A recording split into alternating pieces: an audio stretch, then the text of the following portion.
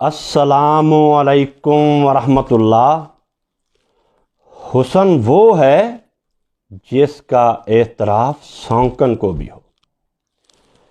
کسی تکیہ میں کئی عاشق بیٹھے ہوئے تھے اور وہ حسن کی تعریف متعین کر رہے تھے، حسن کی تعریف کی ترتیب دے رہے تھے کہ حسن کہتے کسے ہیں، حسن آخر ہے کیا، اس پر وہ گفتگو کر رہے تھے۔ ایک عاشق نے کہا کہ حسن یہ ہے کہ محبوب کا سرو سا نکلتا ہوا قد ہو،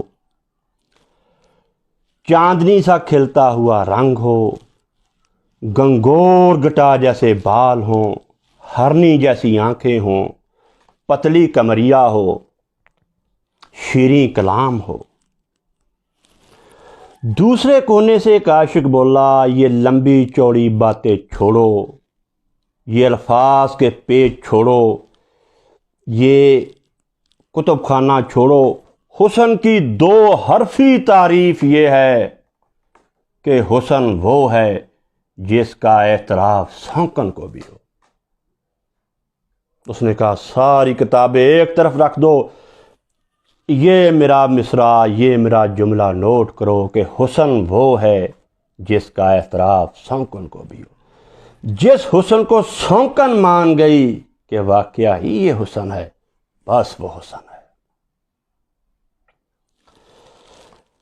ہمارے شہر فیصل آباد میں حضرت مولانا رشاد الحق صاحب عصری ہیں، پرنسپل ادارۃ العلوم العصریہ۔ پہلے وہ والد مکرم ابا جی مولانا محمد اسحاق صاحب کے دوست تھے، پھر رقیب بن گئے، اور رقابت میں شدت یہاں تک پہنچی کہ انہوں نے اپنے ساتھ دیگر 27 علماء دین کو جمع کیا، ایک فتویٰ تیار کیا اور مولانا کے خلاف جو ہے وہ جاری کر دیا کہ ان کے نظریات خلافت راشدہ اور اہل بیت کے بارے میں جو ان کے نظریات ہیں وہ جماعت اہل حدیث کے نظریات نہیں ہیں، یہ ان کے اپنے نظریات ہیں۔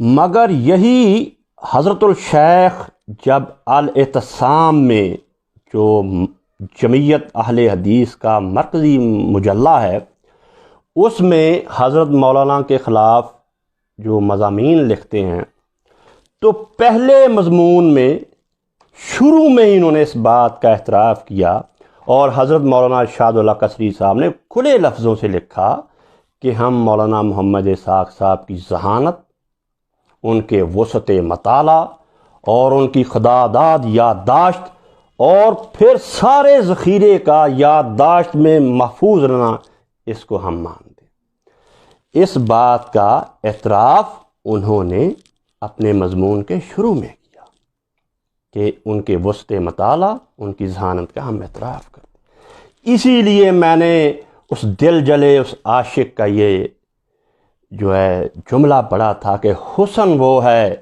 جس کا احترام سونکن کو بھی ہو۔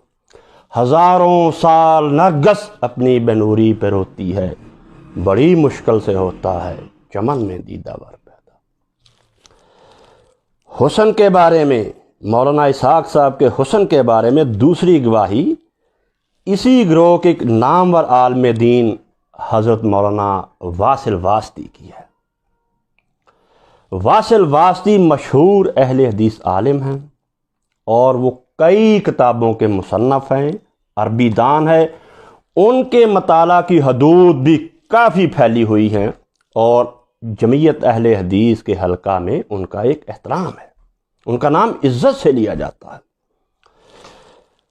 تو اگر میں بات اپنے منہ سے کروں تو آپ کہہ سکتے ہیں کہ اپنے منہ میاں مٹھو، مگر یہاں اپنے منہ میاں مٹھو والی بات نہیں ہے۔ مخالف گواہی دے رہا ہے کہ جب حضرت مولانا کی زندگی کے آخری ایام چل رہے تھے تو میں اپنے دوست پروفیسر ڈاکٹر محمد دین قاسمی صاحب سے ملنے فیصل آباد گیا۔ میں نے حضرت قاسمی سے کہا، یعنی واصل واسطی لکھتے ہیں کہ میں نے قاسمی صاحب سے کہا کہ میں آپ کے شہر کے جو بڑے بڑے عالم دین ہیں، جو بڑے بڑے لوگ ہیں، میں ان سے ملنا چاہتا ہوں، آج کا دن میں صرف ملاقات ہی کروں گا۔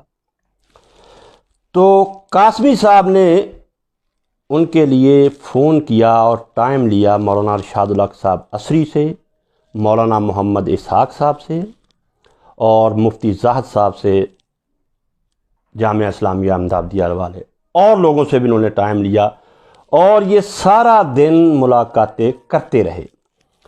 واصل واسطی لکھتے ہیں کہ آخری ملاقات میں نے مولانا محمد اسحاق صاحب سے کی، ان کی مسجد میں کی۔ عشاء کی نماز میں نے ان کے پیچھے پڑھی اور انہوں نے نماز پڑھائی، مختصر نماز پڑھائی مگر بہت ہی خوبصورت نماز پڑھائی، کیونکہ دل سے الفاظ نکل رہے تھے نا۔ کہتے نماز کے بعد میں ان کے حجرہ میں چلا گیا، میرے ساتھ پروفیسر ڈاکٹر محمد دین قاسمی بھی تھے۔ تعارف ہوا اور انہوں نے میرا تعارف کروایا۔ کہتے اس کے بعد میں نے گفتگو کا سلسلہ شروع کر دیا، جو کہ ترتیب دی ہوئی نہیں تھی، پیشگی بتایا نہیں تھا کہ ان باتوں پر گفتگو ہونی۔ کہتے میں نے گفتگو چھیڑی اور میں حیران ہوا کہ میں جو عربی حوالے پڑھ رہا ہوں اور مولانا اٹھتے ہیں بغیر انڈیکس دیکھے۔ کہتے حیران ہوا، ورطہ حیرت میں ڈوب گیا کہ میں عبارت پڑھتا ہوں، مولانا اٹھتے ہیں، کتاب پکڑتے ہیں، انڈیکس دیکھے بغیر وہاں سے پڑھنا شروع کر دیتے ہیں۔ اور پھر انہوں نے اعتراف بھی کیا، جو خود عربی دان ہے، کہ دوران گفتگو کئی الفاظ عربی کے مجھ سے غلط بولے گئے اور مولانا نے اس کی اصلاح کی۔ یہاں وہ بہت ہی حیرانی سے لکھتے ہیں کہ میں حیران ہوا کہ یہ اتنا عظیم آدمی ہے کہ میری غلطی پر سے خوشی نہیں ہو رہی کہ دیکھو میں نے اصلاح کر دی ہے، بلکہ جب بھی میں کہتا ہوں شکریہ تو آگے سے کہتے ہیں کوئی بات نہیں، ایسے ہو ہی جاتا۔ کہتے میری غلطی کی اصلاح کرنے پہ انہوں نے کوئی فاتحانہ خوشی محسوس نہیں کی، کیونکہ ہمارے علماء دین میں اور ہمارے یوٹیوب اور فیس بک کے پریسٹ کے درمیان یہ بات پائی جاتی ہے کہ وہ کسی کی غلطی کو پکڑتے اور پھر بہت اچھالتے۔ کہتے میں نے ان کی اس عظمت کو وہیں قبول کیا۔ ملاقات ہو گئی۔ ملاقات کے بعد میں نے ان سے وقت لیا کہ میں دوبارہ پھر حاضر ہوں گا، کہ میں آپ کی خدمت میں دوبارہ پھر حاضر ہوں گا، کیونکہ ملاقات کا بہت لطف رہا ہے، بڑا مجھے مزہ آیا ہے، میں پھر آؤں گا۔ واصل واسطی لکھتے ہیں کہ لیکن اس کے چند ہی ماہ بعد مجھے اطلاع مل گئی کہ وہ مولانا صاحب تو فوت ہو گئے۔ زمانہ بڑے شوق سے سن رہا تھا، ہم ہی سو گئے داستاں کہتے کہتے۔ محمد دین قاسمی صاحب مجھے بتاتے ہیں کہ جب ہم راستے سے جا رہے تھے، واپس جا رہے تھے، تو میں نے کہا واصل واسطی آپ نے بڑے لوگوں سے آج ملاقات کی، کیا کہتے ہو؟ کس کے بارے میں کیا کہتے ہو؟ تو انہوں نے کہا کہ سب اچھے ہیں مگر مولانا محمد اسحاق صاحب ایک دوسری چیز ہے، بسیار خوب دیدم لیکن تو چیزیں دیگری، بہت خوبصورت دیکھے، بڑے خوش شکل دیکھے، بڑے پیارے دیکھے، مگر تیری بات کچھ اور ہے۔ تو یہ سلسلہ جاری رہے گا۔ اب ان سٹوڈنٹس کے لیے 2-3 واقعات جنہوں نے مجھے اس بات پہ اکسایا ہے کہ ہمیں وقتاً فوقتاً آپ مولانا کی نجی زندگی اور ان کے ماضی کے بارے میں بھی بتلائیے، اور یہ سلسلہ چلتے رہنا چاہیے، کیونکہ حضرت اقبال بھی کہتے ہیں جپٹنا پلٹنا، پلٹ کر جپٹنا لہو گرم رکھنے کا ہے ایک بہانہ۔ یہ کہانیاں کبھی کبھی دہرا لینی چاہیے، یہ دماغ کو، دل کو اور روح کو خوراک دیتے ہیں۔ اب چلتے ہیں 1943 میں، پیچھے آتے ہیں ماضی میں، اور 1943 میں جاتے ہیں 1943، جب میرے تایا جی محمد یعقوب والمنشی رحمہ اللہ، اللہم اغفر له، اے اللہ ان کو بخش دے، انہوں نے ابا جی مولانا محمد اسحاق صاحب کو دیال گڑھ اسکول میں داخل کروایا۔ اس وقت دیال گڑھ اسکول جو ہے یہ پرائمری اسکول تھا، اب ہائی اسکول ہے۔ پرائمری اس وقت 4تھی کلاس تک ہوتی تھی، اس کے بعد مڈل کا سلسلہ شروع ہو جاتا تھا۔ جب تایا جی نے ان کو داخل کروایا تو مگر عجیب صورتحال تھی کہ یہ اسکول نہیں جایا کرتے تھے، اسکول کا رجحان نہیں تھا۔ گاؤں کے ایک کونے میں دوسری طرف ہمارے دادا جی کے درجنوں کزنز رہتے تھے، اب بھی رہتے ہیں ان کی اولادیں۔ یہ وہاں جاتے، سارا دن وہاں کھیلتے رہتے اور اسکول کے وقت گھر آ جاتے۔ یہ سلسلہ کئی دن چلتا رہا۔ دادا جی کی ایک کزن جو ہے، ان کی تایازاد بہن، انہوں نے ایک دن کہا، دادا جی بیلنے پر بیٹھے ہوئے تھے، وہاں کام ہو رہا تھا، تو انہوں نے جھجکتے جھجکتے کہا کہ لالا منشی، میں نے اب بات کرنی ہے، میں ڈرتے ہوئے نہیں کر رہی کہ آپ کہیں اسحاق کو مارے نہ، وہ کئی دنوں سے ایسے کر رہا ہے کہ ہمارے گھر یا دوسرے گھروں میں کھیلتا رہتا ہے اور اسکول نہیں جاتا۔ تو دادا جی کی طبیعت میں جمال بھی تھا اور جلال بھی تھا۔ جمال یہ تھا کہ انہوں نے 5 پیڑھیوں کو ایک ہی ڈیوڑی میں اکٹھے رکھا اور کسی کو کسی سے شکوہ پیدا نہیں ہوا، اور جلال یہ تھا کہ جب پنچایت ہوتی تھی تو وہ پنچایت میں صرف وہی بولتے تھے، وہی گفتگو کرتے تھے، باقی لوگ ان کی گفتگو سنتے تھے اور اس پر عمل کرتے تھے۔ اس پر انشاءاللہ بات ہوگی، کیونکہ ابھی تک کچھ لوگ ہیں جنہوں نے ان کی پنچایت کے مناظر دیکھے ہیں، میں یہ مناظر ان کی گواہی میں محفوظ کرنا چاہتا ہوں۔ تو ان کے جمال پر ان کا جلال جو ہے غالب آ گیا، انہوں نے گنا پکڑا اور چلے گئے گل کی طرف۔ یہاں یہ کہانی ابا جی نے خود ہمیں سنائی ہے، ویسے ان کی زبانی سنتے، انہوں نے دادا جی نے ان کو جا کے کالر سے پکڑ لیا اور مارنا شروع کر دیا۔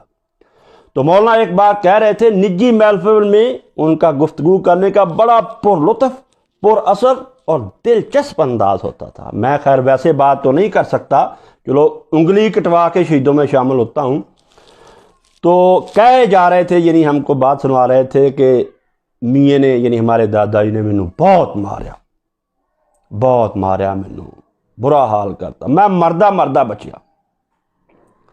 تو جب انہوں نے کہا ایسے، تو میں نے کہا ابا جی آپ کو میاں نے 2 مار لی ہوں گی، 4 مار لی ہوں گی۔ تو پھر وہ اپنے مخصوص انداز میں بولے، 2-4 ماریاں ہوندیاں پھر تو گل ہی کہدی سی، 2-4 نہیں نہ ماریاں، بہت ماریا۔ کہتے کہ مجھے مارتے ہی گئے جب تک دیال گڑھ سکول نہیں آ گیا۔ دیال گڑھ سکول ہمارے گاؤں سے 2 کلومیٹر کے فاصلے پر ہے۔ اب اس کے بعد کہتے میں نے کبھی چھٹی نہیں کی، پھر کتابیں اوڑھنا بچھونا، سب کہاں کچھ لالا و گل میں نمایاں ہو گئیں، خاک میں کیا صورتیں ہوں گی کہ پنہاں ہوں گی، جنہیں ہم دیکھ کر جیتے تھے ناصر، وہ لوگ آنکھوں سے اوجھل ہو گئے۔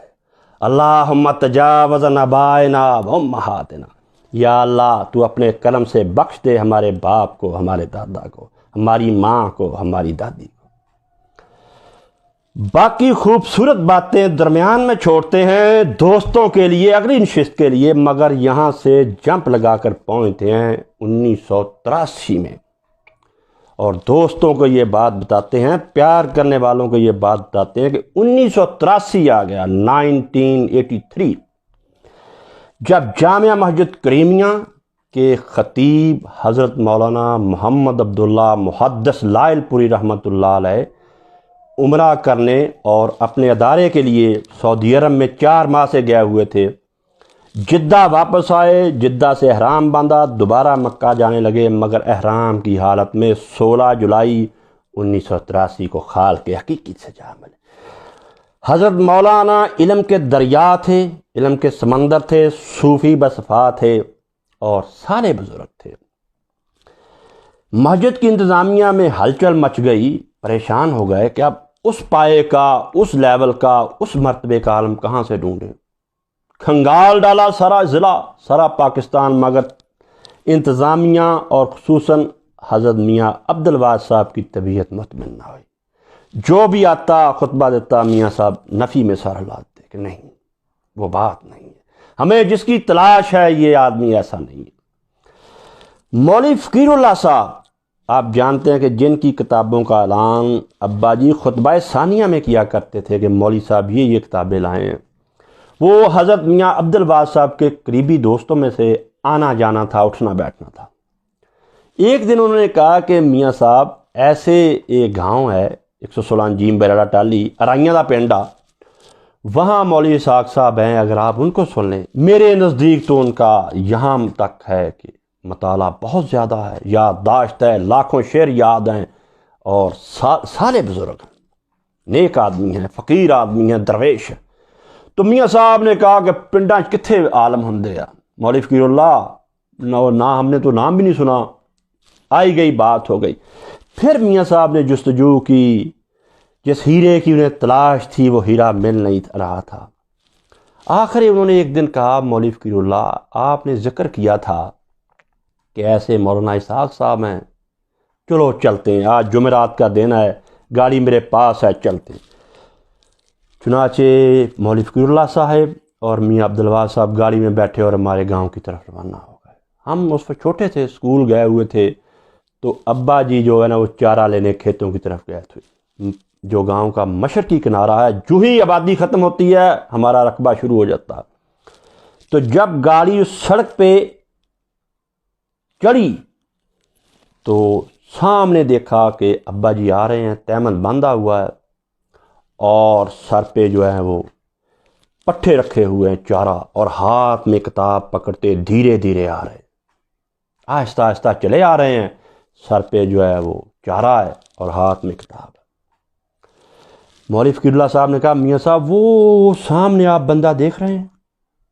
کہتے ہیں ہاں بندہ تو آ رہا ہے، وزن اٹھایا ہوا مگر آہستہ آہستہ کتاب پڑھتا آ رہا۔ مولوی صاحب نے کہا وہی مولانا اسحاق صاحب ہیں جن سے ہم ملنے کے لیے آئے۔ تو میاں صاحب نے وہی نعرہ بلند کر دیا کہ مولوی فقیر اللہ بندہ سانو پسند آ گیا۔ یہ جنون، یہ شوق، یہ جذبہ کہ من بھر کا وزن ہے سر پر اور ہاتھ میں کتاب پکڑے ہوا آ رہا ہے۔ جب پاس آئے تو انہوں نے پہچانا، پھر خیر قصہ مختصر، گھر گئے، باتیں ہوئیں، تو ابا جی نے کہا ابھی میں نہیں جا سکتا، میں نے نہیں جانا، ساری باتیں کی۔ میاں صاحب نے کہا اچھا ایسا کریں آپ شاید بے شک نہ آئیں، آپ کسی دن جمعہ پڑھانے آ جائیں، کیونکہ درویش کی نا جو نظر تھی، لوگ چھان دے پنگتے شربتاں نو، اسی نظر وچ بندیاں نو چھاننے ہاں، کیونکہ میاں صاحب مردم شناس تھے، وہ پہچان گئے کہ یہ ہیرا ہے، اسے کسی بڑی جگہ پہ رکھنا چاہیے۔ تو خیر ان کے اصرار پر ابا جی کچھ دنوں بعد آئے، خطبہ دیا، بہت انتظامیہ کو پسند آیا کہ بات بات پر حوالہ اور اشعار نازل ہو رہے ہیں، گفتگو زبان سے نکلتی اور دل پر اثر کر رہی ہے۔ پھر انہوں نے منت کی، میاں صاحب نے انتظامیہ نے، کہ چلو آپ ایک جمعہ ہمیں اور پڑھا دیں۔ ابا نے کہا آپ محبت سے کہہ رہے ہیں تو مہربانوں کے تو ہم قدردان ہیں۔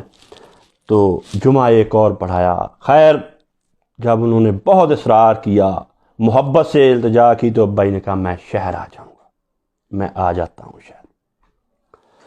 پھر شہر آ گئے تو کیا ہوا، ہم آ گئے تو گرمی بازار دیکھنا، ہلچل مچ گئی کہ ایسے ایک آدمی ہے جو تہمت باندھتا ہے، کرتا پہنتا ہے، سادہ مزاج ہے، مگر بات بات پہ حوالہ پیش کرتا ہے، انڈیکس نہیں دیکھتا، صفحہ وہی کھولتا اور پڑھنا شروع ہو جاتا ہے۔ عربی، فارسی، پنجابی کے ہزاروں شعر اسے یاد ہیں جو نازل ہوتے ہیں کہ یہاں اقبال کا یہ شعر فٹ لگ، یہیں پڑھنا چاہیے۔ جب یہ شہرت پھیلی کہ حجرہ نشین ایک آدمی ہے تو میاں صاحب اس کو لے کر آئے ہیں، میاں صاحب بھی بتاتے تھے لوگوں کو، تو شہر کے علماء دین نے کہا کہ آپ ہماری نشست کروائیں۔ میاں صاحب نے نشست کا اہتمام کیا، کوٹھی پہ جو فیصل آباد کے علماء دین تھے وہ تشریف لائے، کھانا کھا رہے تھے تو فیصل آباد جو جمعیت کے مرکزی قائد تھے مولانا محمد اسحاق چیمہ صاحب 1993 میں فوت ہوئے تھے، وہ بات کرنے لگے، ابا جی سے کہنے لگے کہ مولانا آپ نے یہ کتاب پڑھی ہے؟ ابا نے کہا ہاں پڑھی ہے۔ مولانا آپ نے یہ کتاب پڑھی ہے؟ ابا نے کہا یہ پڑھی ہے۔ مولانا وہ کتاب پڑھی ہے؟ ابا نے کہا پڑھی ہے۔ تو وہی بات کہ بھانپ گئے ابا جی کے چیمہ صاحب کس اسٹیشن سے بول رہے ہیں، تو ابا نے کہا چیمہ صاحب دنیا بڑیاں کتاباں چھپیاں، ساریاں ہی پڑھیاں، شاید ہی کوئی بچی ہوئے۔ آپ کہاں تک پوچھتے جائیں گے اور میں کہاں تک بتاتا جاؤں گا کہ میں نے یہ بھی پڑھی ہے، میں نے یہ بھی پڑھی ہے۔ آپ امتحان لینا چاہتے ہیں تو اس کا آسان طریقہ یہ ہے کہ جو کتاب کسی سے نہیں پڑھی جاتی، اردو کی، انگریزی کی، فارسی کی، عربی کی، وہ لے آئیں، میں وہ پڑھ لوں گا۔ رک کے یہاں بات کروں گا کہ دنیا اس دن ششدر ہوئی جب ابا جی نے 1.5 صفحہ اسپرٹ آف اسلام کا ممبر پہ کھڑے ہو کے پڑھا۔ پڑھے لکھے لوگ جانتے ہیں کہ انگریزی دانی میں 3 لوگوں کے پائے کا کوئی نہیں ہے، جسٹس امیر علی، فیض احمد فیض اور قرۃ اللہ شہاب۔ خیر وہ دوبارہ آتے ہیں بات کی طرف۔ چیمہ صاحب نے کہا نہیں ایسی بات نہیں تھی، میں تو ویسے پوچھ رہا، تو ابا نے کہا میں نے بھی ویسے ہی کہہ دیا کہ لے آئیں وہ کتاب جو کسی سے نہیں پڑھی جاتی۔ تو چنانچہ یہ بات جو ہے نا ان کے دل پہ نا کانٹا بن کر چپ گئی۔ چیمہ صاحب کے نا یہ بات کانٹا بن کے چپ گئی، کھٹکتا ہوں دل یزداں میں کانٹے کی طرح۔ تو ان دنوں میں یہ حالت تھی ابا جی کی، حجرے کا دروازہ کھلا ہوا ہے، تہمت باندھی ہے، 4 پائی بیٹھے ہیں، لوگ حوالے لے کے آ رہے ہیں، جس کو جس سوال کی ضرورت ہے وہ آ رہا ہے، نقد حوالے مل رہے ہیں۔ ہم نے اب جس کے جی میں آئے وہی پائے روشنی۔ حجرے میں بیٹھے ہوئے ہیں 4 پائی پہ، دنیا آ رہی ہے اور سیراب ہو کر جا رہی ہے۔ اب جس کے جی میں آئے وہی پائے روشنی، ہم نے تو دل جلا کے سر عام رکھ دیا۔ تو چیمہ صاحب اور دوسرے لوگوں نے کہا کہ امتحان تو لینا چاہیے، بڑا دم ہے مولوی میں، بڑا کرنٹ ہے، رومی اور رازی کو پڑھا ہوا ہے، بات بات پہ سادی جو ہے زبان پر آ رہا ہے، ادب جو ہے چھڑی اس بندے کی، دم تو بڑا ہے، امتحان لینا چاہیے۔ امتحان کے لیے انہوں نے ایک شخص کو متعین کیا جن کا نام تھا صوفی عبدالرشید صاحب۔ فلسفہ، منطق، عربی، گرامر کی مشکل کتابیں دیں۔ انہوں نے کہا مولانا میں نے سبکن پڑھنا آپ سے۔ مولانا نے کہا بسم اللہ پڑھیں۔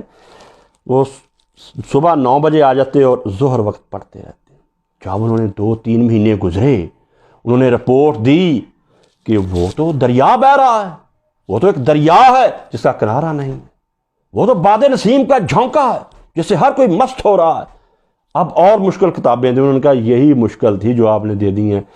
تو صوفی صاحب جو بعد میں تائب ہو گئے وہ کہتے ہیں میں نے خطوط لکھے مختلف شہروں کے مختلف مولویوں کو، مشکل مسئلے پہ، جو یہ تہمت والا بندہ آ گیا جو سب کی تہمت کھولے جا رہا۔ اب پہناؤ جو بھی سوال آنا اسی وقت جواب۔ زندگی میں یہ کہا ہی نہیں کہ میں سوال کا جواب دوں گا لائبریری میں جا کر، ابھی میں لائبریری میں نہیں ہوں، ابھی میں دور ہوں، ابھی میرے پاس کتاب نہیں ہے۔ جس نے سوال کیا نقد جواب دیا۔ جامعہ ذریعہ والے کہتے کیسے وہ بابا لائیں جو کرسی پر بیٹھ جاتا تھا اور کہتا تھا پوچھو بچوں پوچھو۔ کہتے اب ایسا نہیں مل رہا، اب تو سوال کر کے مہینہ انتظار کرنا پڑتا ہے، وہ بھی جواب آگے سے غلط ملتا ہے۔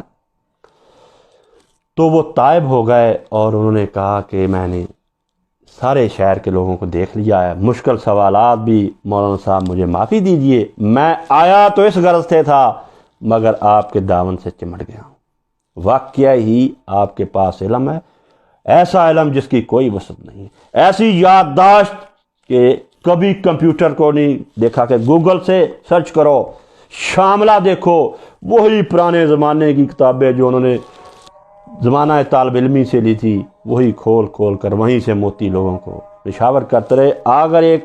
آخر پہ ایک اور واقعہ کہ میاں صاحب جو کہ درویش صفت آدمی تھے، ان کے ایک کزن سے میاں عبدالرحیم صاحب، وہ بھی تھوڑا سا اندر سے نا کھا رکھتے تھے اور کہتے تھے کہ تو مولوی صاحب سے بات کر۔ ایک بار انہوں نے بھی کھانے کا انتظام کیا، ایسے ہی سارے علماء دین بلائے اور یہ درویش بھی اکیلا ہی چلا گیا۔ تو مختلف باتیں ہو رہی ہیں، جو بات کر رہا ہے مولوی جس کونے سے بول رہا ہے اسے وہیں سے آواز جواب دے کے بٹھا دیا جا رہا۔ تو یہ جب نشست پر چھا گئے، محفل پر چھا گئے، تو انہوں نے غصے سے کہا میاں عبدالرحیم صاحب نے کہ مولوی صاحب تیرا جواب دینے والے مر گئے، ثناء اللہ امرتسری ہونی، عبداللہ روپڑی ہونی، تیرا جواب نہیں دے سکتے۔ تو آج یہ باتیں آپ کی خدمت میں کی ہیں پہلی نشست میں کہ ان کے مخالفین بھی ان کے حسن کا، ان کے علم کا، ان کے وسعت کا، ان کے نیک ہونے کا جو اعتراف کرتے تھے، اگر کسی نے پوچھنا ہے تو پورا زور لگا لو۔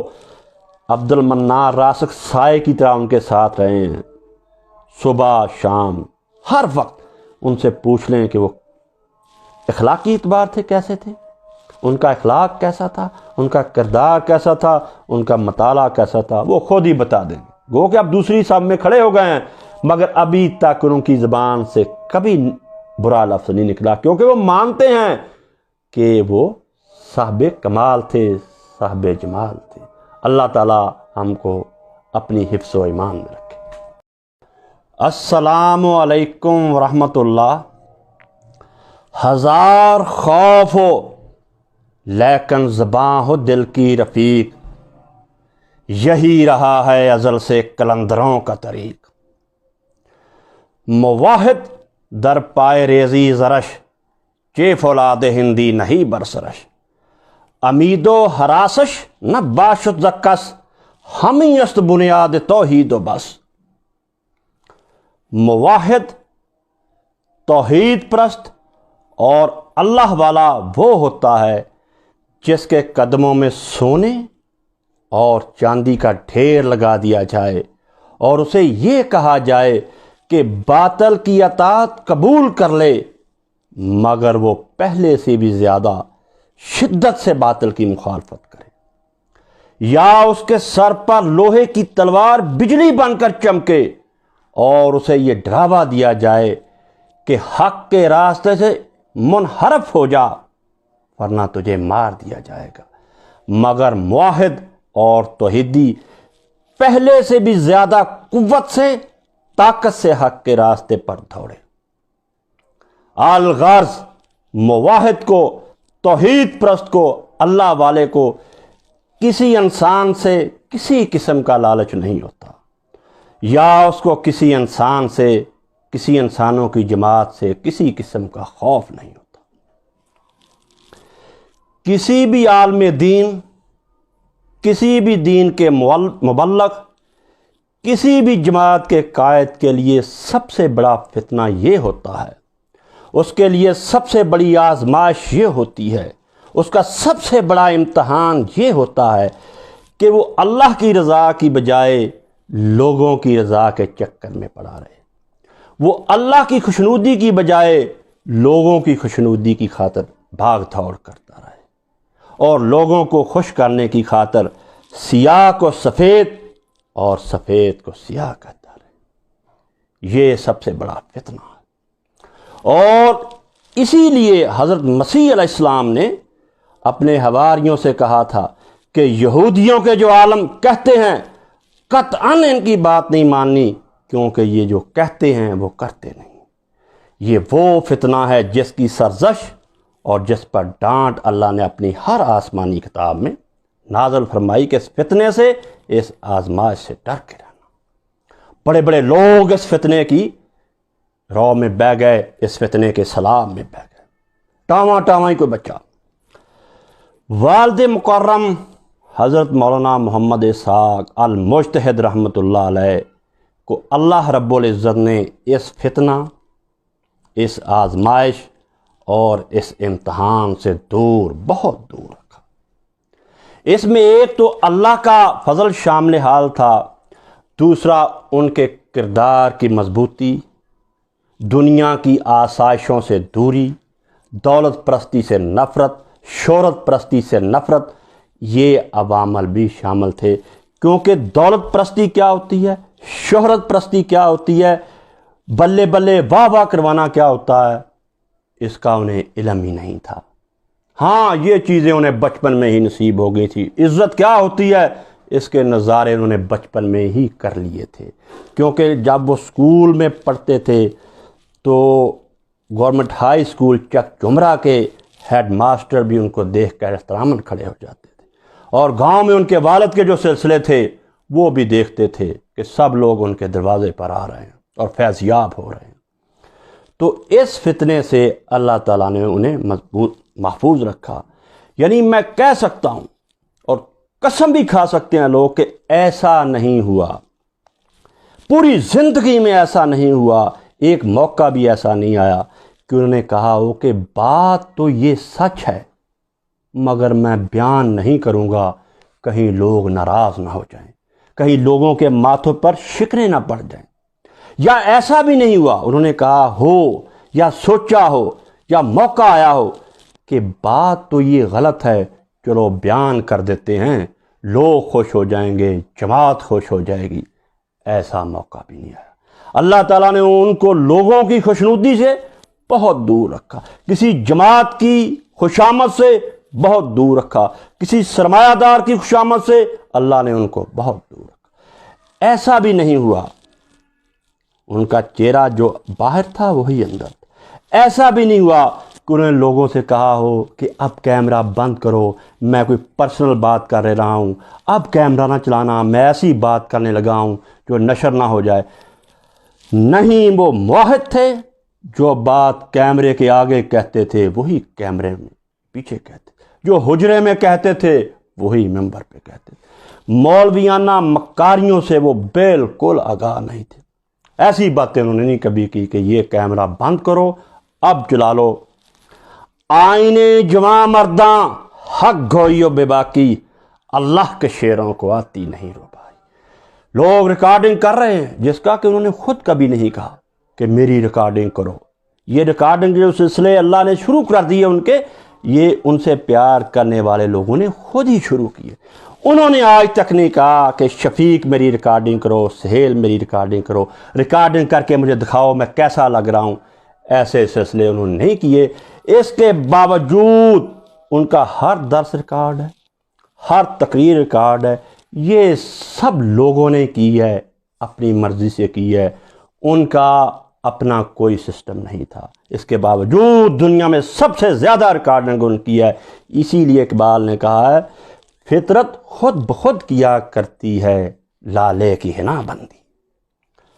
تو آج کی صحبت میں جو کہ سلسلہ شروع ہو چکا ہے اور لوگوں نے بڑی محبت سے اس کو سنا ہے اور امید ہے کہ آئندہ بھی سنیں گے، آج کی صحبت میں ان کی جرأت و بے باکی کے واقعات بیان کیے جائیں گے۔ گو کہ اس کی ہزاروں مثالیں ہیں، مگر دیگ میں سے چند چاول آج کی صحبت میں، باقی انشاءاللہ کل۔ اب چلتے ہیں 1986 کی طرف۔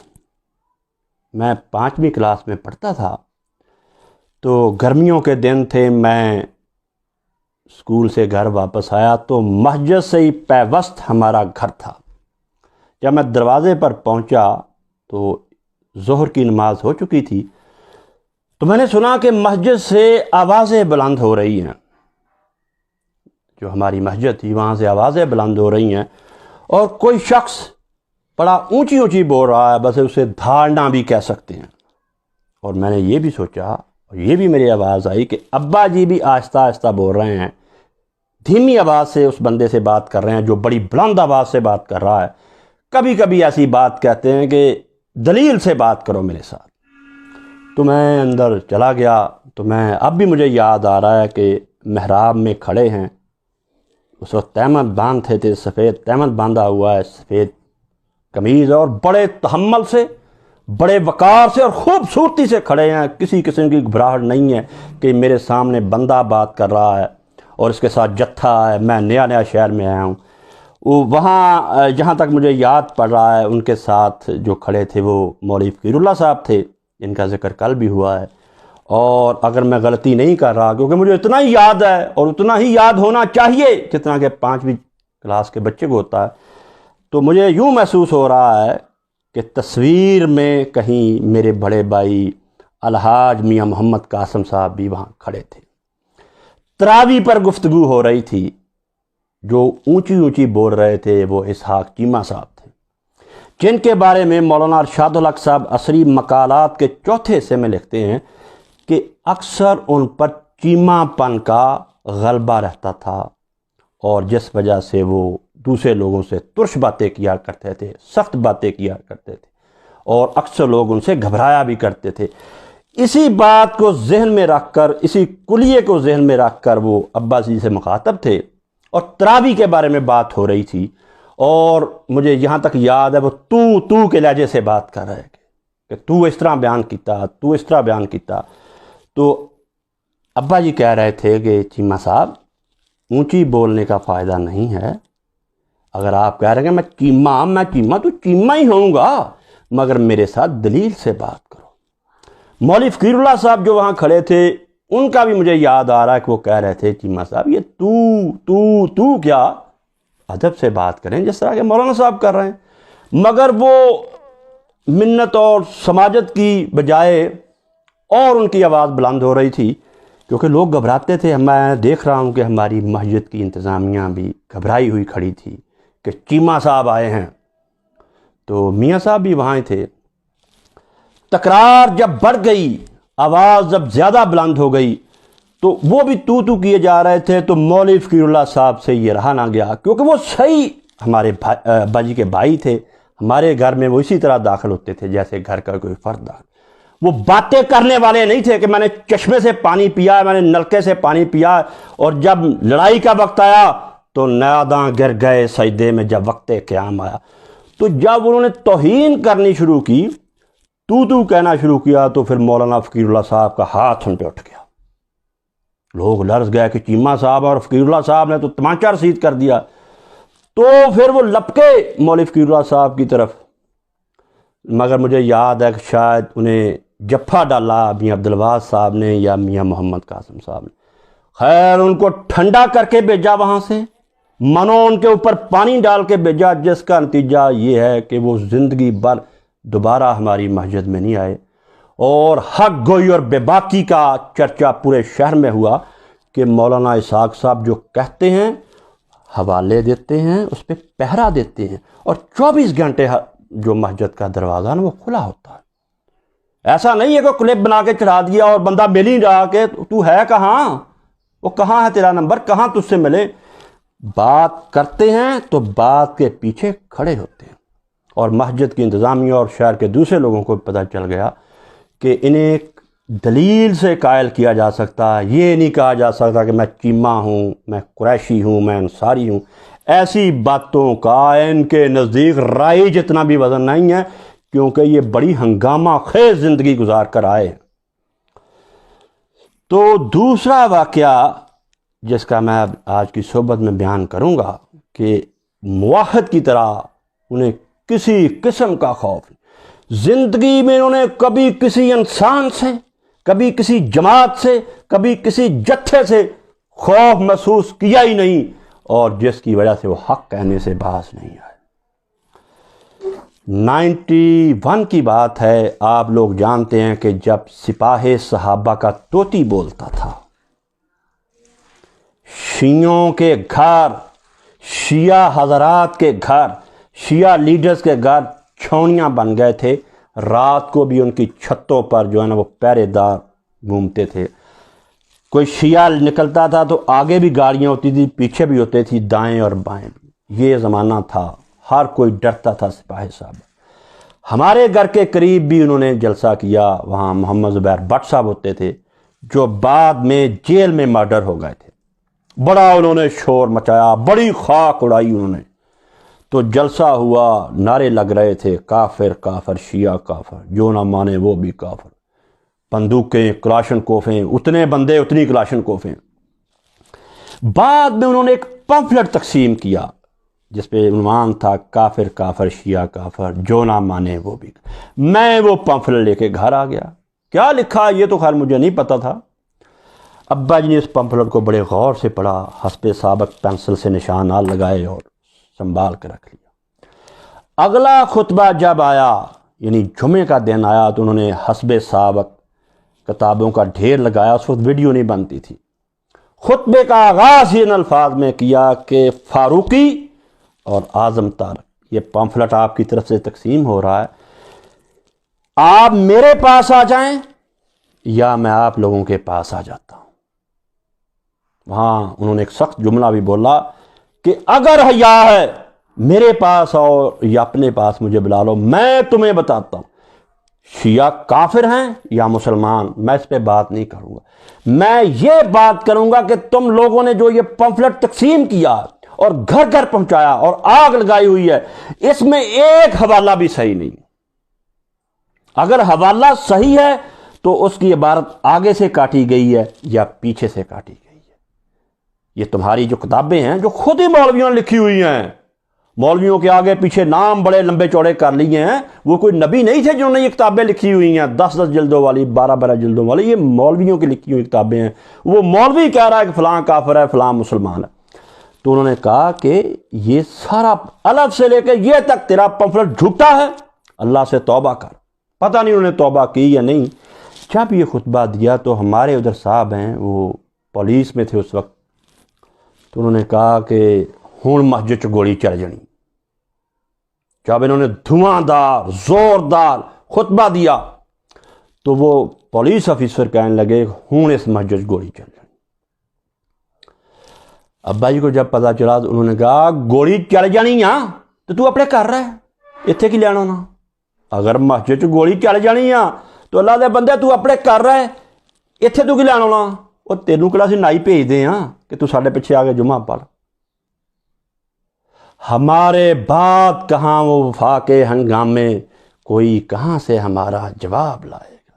اب یہ ولولہ، اب یہ جوش، اس سے تقریر کرنی اور پھر کھڑے رہنا کہ مجھے بلاؤ یا میں تمہارے پاس آتا ہوں۔ کھلا ہے دروازہ، 24 گھنٹے دروازہ کھلا ہوتا، 24 گھنٹے وہاں رہتے تھے، اور رات کو عشاء کے بعد 4 پہ سوتے تھے، اور مسجد کے مین گیٹ کے بالکل سامنے 4 ہوتی تھی، اور وہ گیٹ سلاخوں والا تھا جس میں سے بلی بڑی آسانی سے گزر جاتی تھی، کوئی ڈر نہیں، کوئی خوف نہیں۔ تیسرا واقعہ جس کا صرف میں ہی چشمدید گواہ،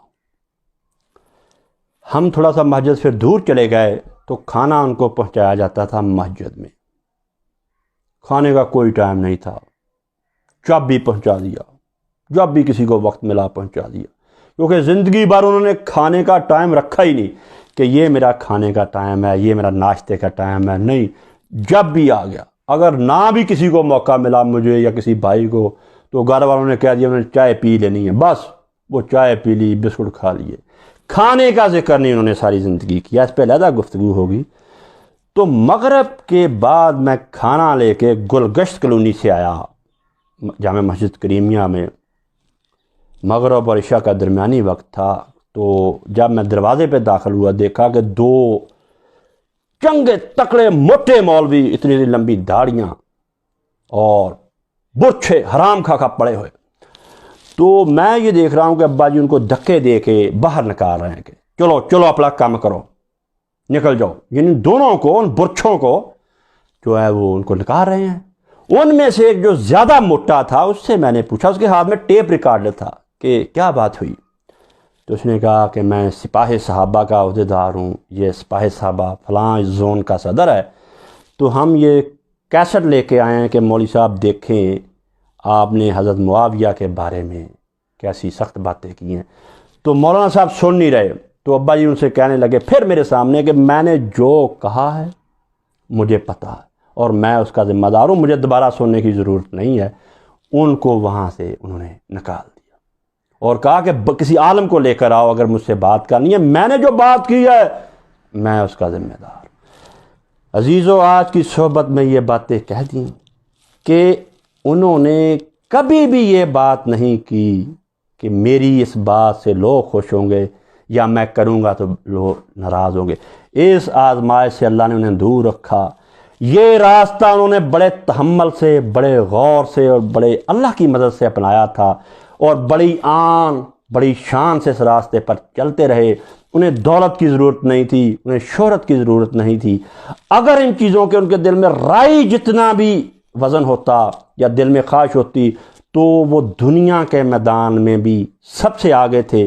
وہ اپنے اسکول کے لائق نہیں، لائق ترین اسٹوڈنٹ تھے۔ وہ پڑھنے لکھنے میں سب سے آگے نہیں، بہت ہی آگے تھے، جیسا کہ میں نے آپ کو بتایا بھی، آئندہ بھی آئے گا کہ ٹیچر حضرات بھی ان سے مشورہ لیا کرتے تھے، مگر انہوں نے دین کا راستہ اپنایا اور اس راستے پر بڑے وقار سے چلے، بڑے تحمل سے چلے۔ جو بات کی بات پر پہرا دیا، بات کا حوالہ دیا اور کہا جب مرضی آ جاؤ۔ کل کی صحبت میں آپ دیکھیں گے کہ ایک طرف جلسہ ہے، اسی گروہ کے ہزاروں بندے ہیں، ایک تہمند والا اکیلا سائیکل پہ جا رہا اور مجمع لوٹ رہا ہے۔ ابو ذر کی اس بات پہ جو رسول اللہ نے ان کو نصیحت کی کہ ابو ذر حق بات کہتے ہی رہنا، اس میں کسی ملامت گر کی ملامت سے نہ ڈرنا، کسی سے خوف محسوس نہ کرنا۔ اس کا نتیجہ آپ نے دیکھ لیا کہ ان کو دنیا سے گئے ہوئے 8 برس ہو گئے ہیں، ہر کوئی ان کو سن رہا ہے، ان کے حوالے مانگ رہا ہے، آج بھی جنگل میں منگل ہے، ہر طرف ان کا چرچا ہے۔ ہرگز نہ میرت آنکھ دلس زندہ شد بعشق، سبت است بر جریدۂ عالم دوام ما، جن کے دل عشق کے کرنٹ سے چلا کرتے ہیں وہ مرنے کے بعد بھی زندہ ہی رہتے ہیں۔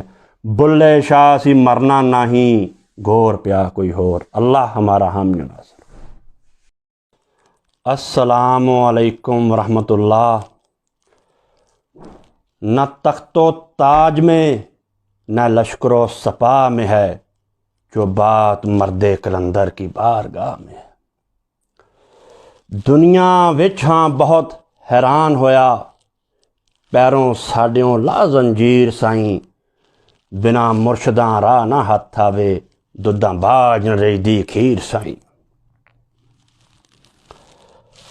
حضرت مولانا اپنے حجرہ مبارک میں چارپائی پہ بیٹھے ہوئے تھے، گود میں فتح الباری تھی اور بڑے انہماک سے پڑھ رہے تھے کہ اتنے میں ایک نوارد قریب آ کر بولا کہ مولوی صاحب ساڈے پنڈ دا مولوی کہندا کہ مولانا مودودی کسے مدرسے چوں نہیں پڑھے سی۔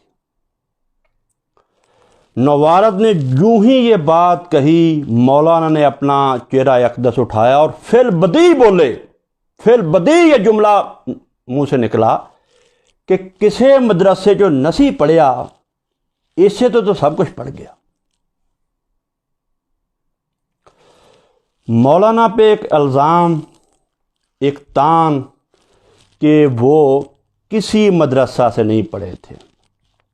مختصر جواب تو یہی دیا جا سکتا ہے کہ وہ کسی مدرسہ سے نہیں پڑھے تھے، اور آپ کے بقول ان کا کوئی استاد بھی نہیں تھا، اس لیے وہ فر عربی بولتے تھے، اس لیے وہ فر فارسی بولتے تھے۔ عربی کی کتابیں، پرانے زمانے کے چھاپے سامنے پڑے ہیں، ایک سطر پر ہلکی سی نظر ڈالتے ہیں اور باقی آگے خود ہی پڑھنا شروع ہو جاتے ہیں۔ ایک صاحب نے جب یہی تان کیا، الزام لگایا، تو میں نے انہیں کہا کہ وہ اپنے ایک خطبے میں عربی کتابوں کے جتنے حوالے دیتے ہیں، آپ نے اپنی پوری زندگی میں کبھی اتنے حوالے دیے ہیں؟ تو صاحب وہ چپ ہو کر رہ گئے، اپنا سا منہ لے کے رہ گیا۔ تو آج کی صحبت میں حضرت مولانا کے اساتذہ کا ذکر کرنا ہے۔ سکول اور کالج میں جو ان کے استاد تھے ان کا ذکر دوسری نشست میں آئے گا، یعنی سکول اور کالج میں بیتے ہوئے ایام۔ آج ان اساتذہ کا ذکر ہوگا کہ جو ان کی دینی تعلیم کا ذریعہ بنے، جنہوں نے ان کو نکھارا، سنوارا اور یہاں تک پہنچایا۔ آپ کو بتایا تھا کہ اس زمانے میں چوتھی کلاس جو ہے وہ پرائمری ہوتی تھی، تو انہوں نے چوتھی کلاس جو ہے وہ دیال گڑھ اسکول سے پاس کی اور پہلا اسکالرشپ حاصل کیا۔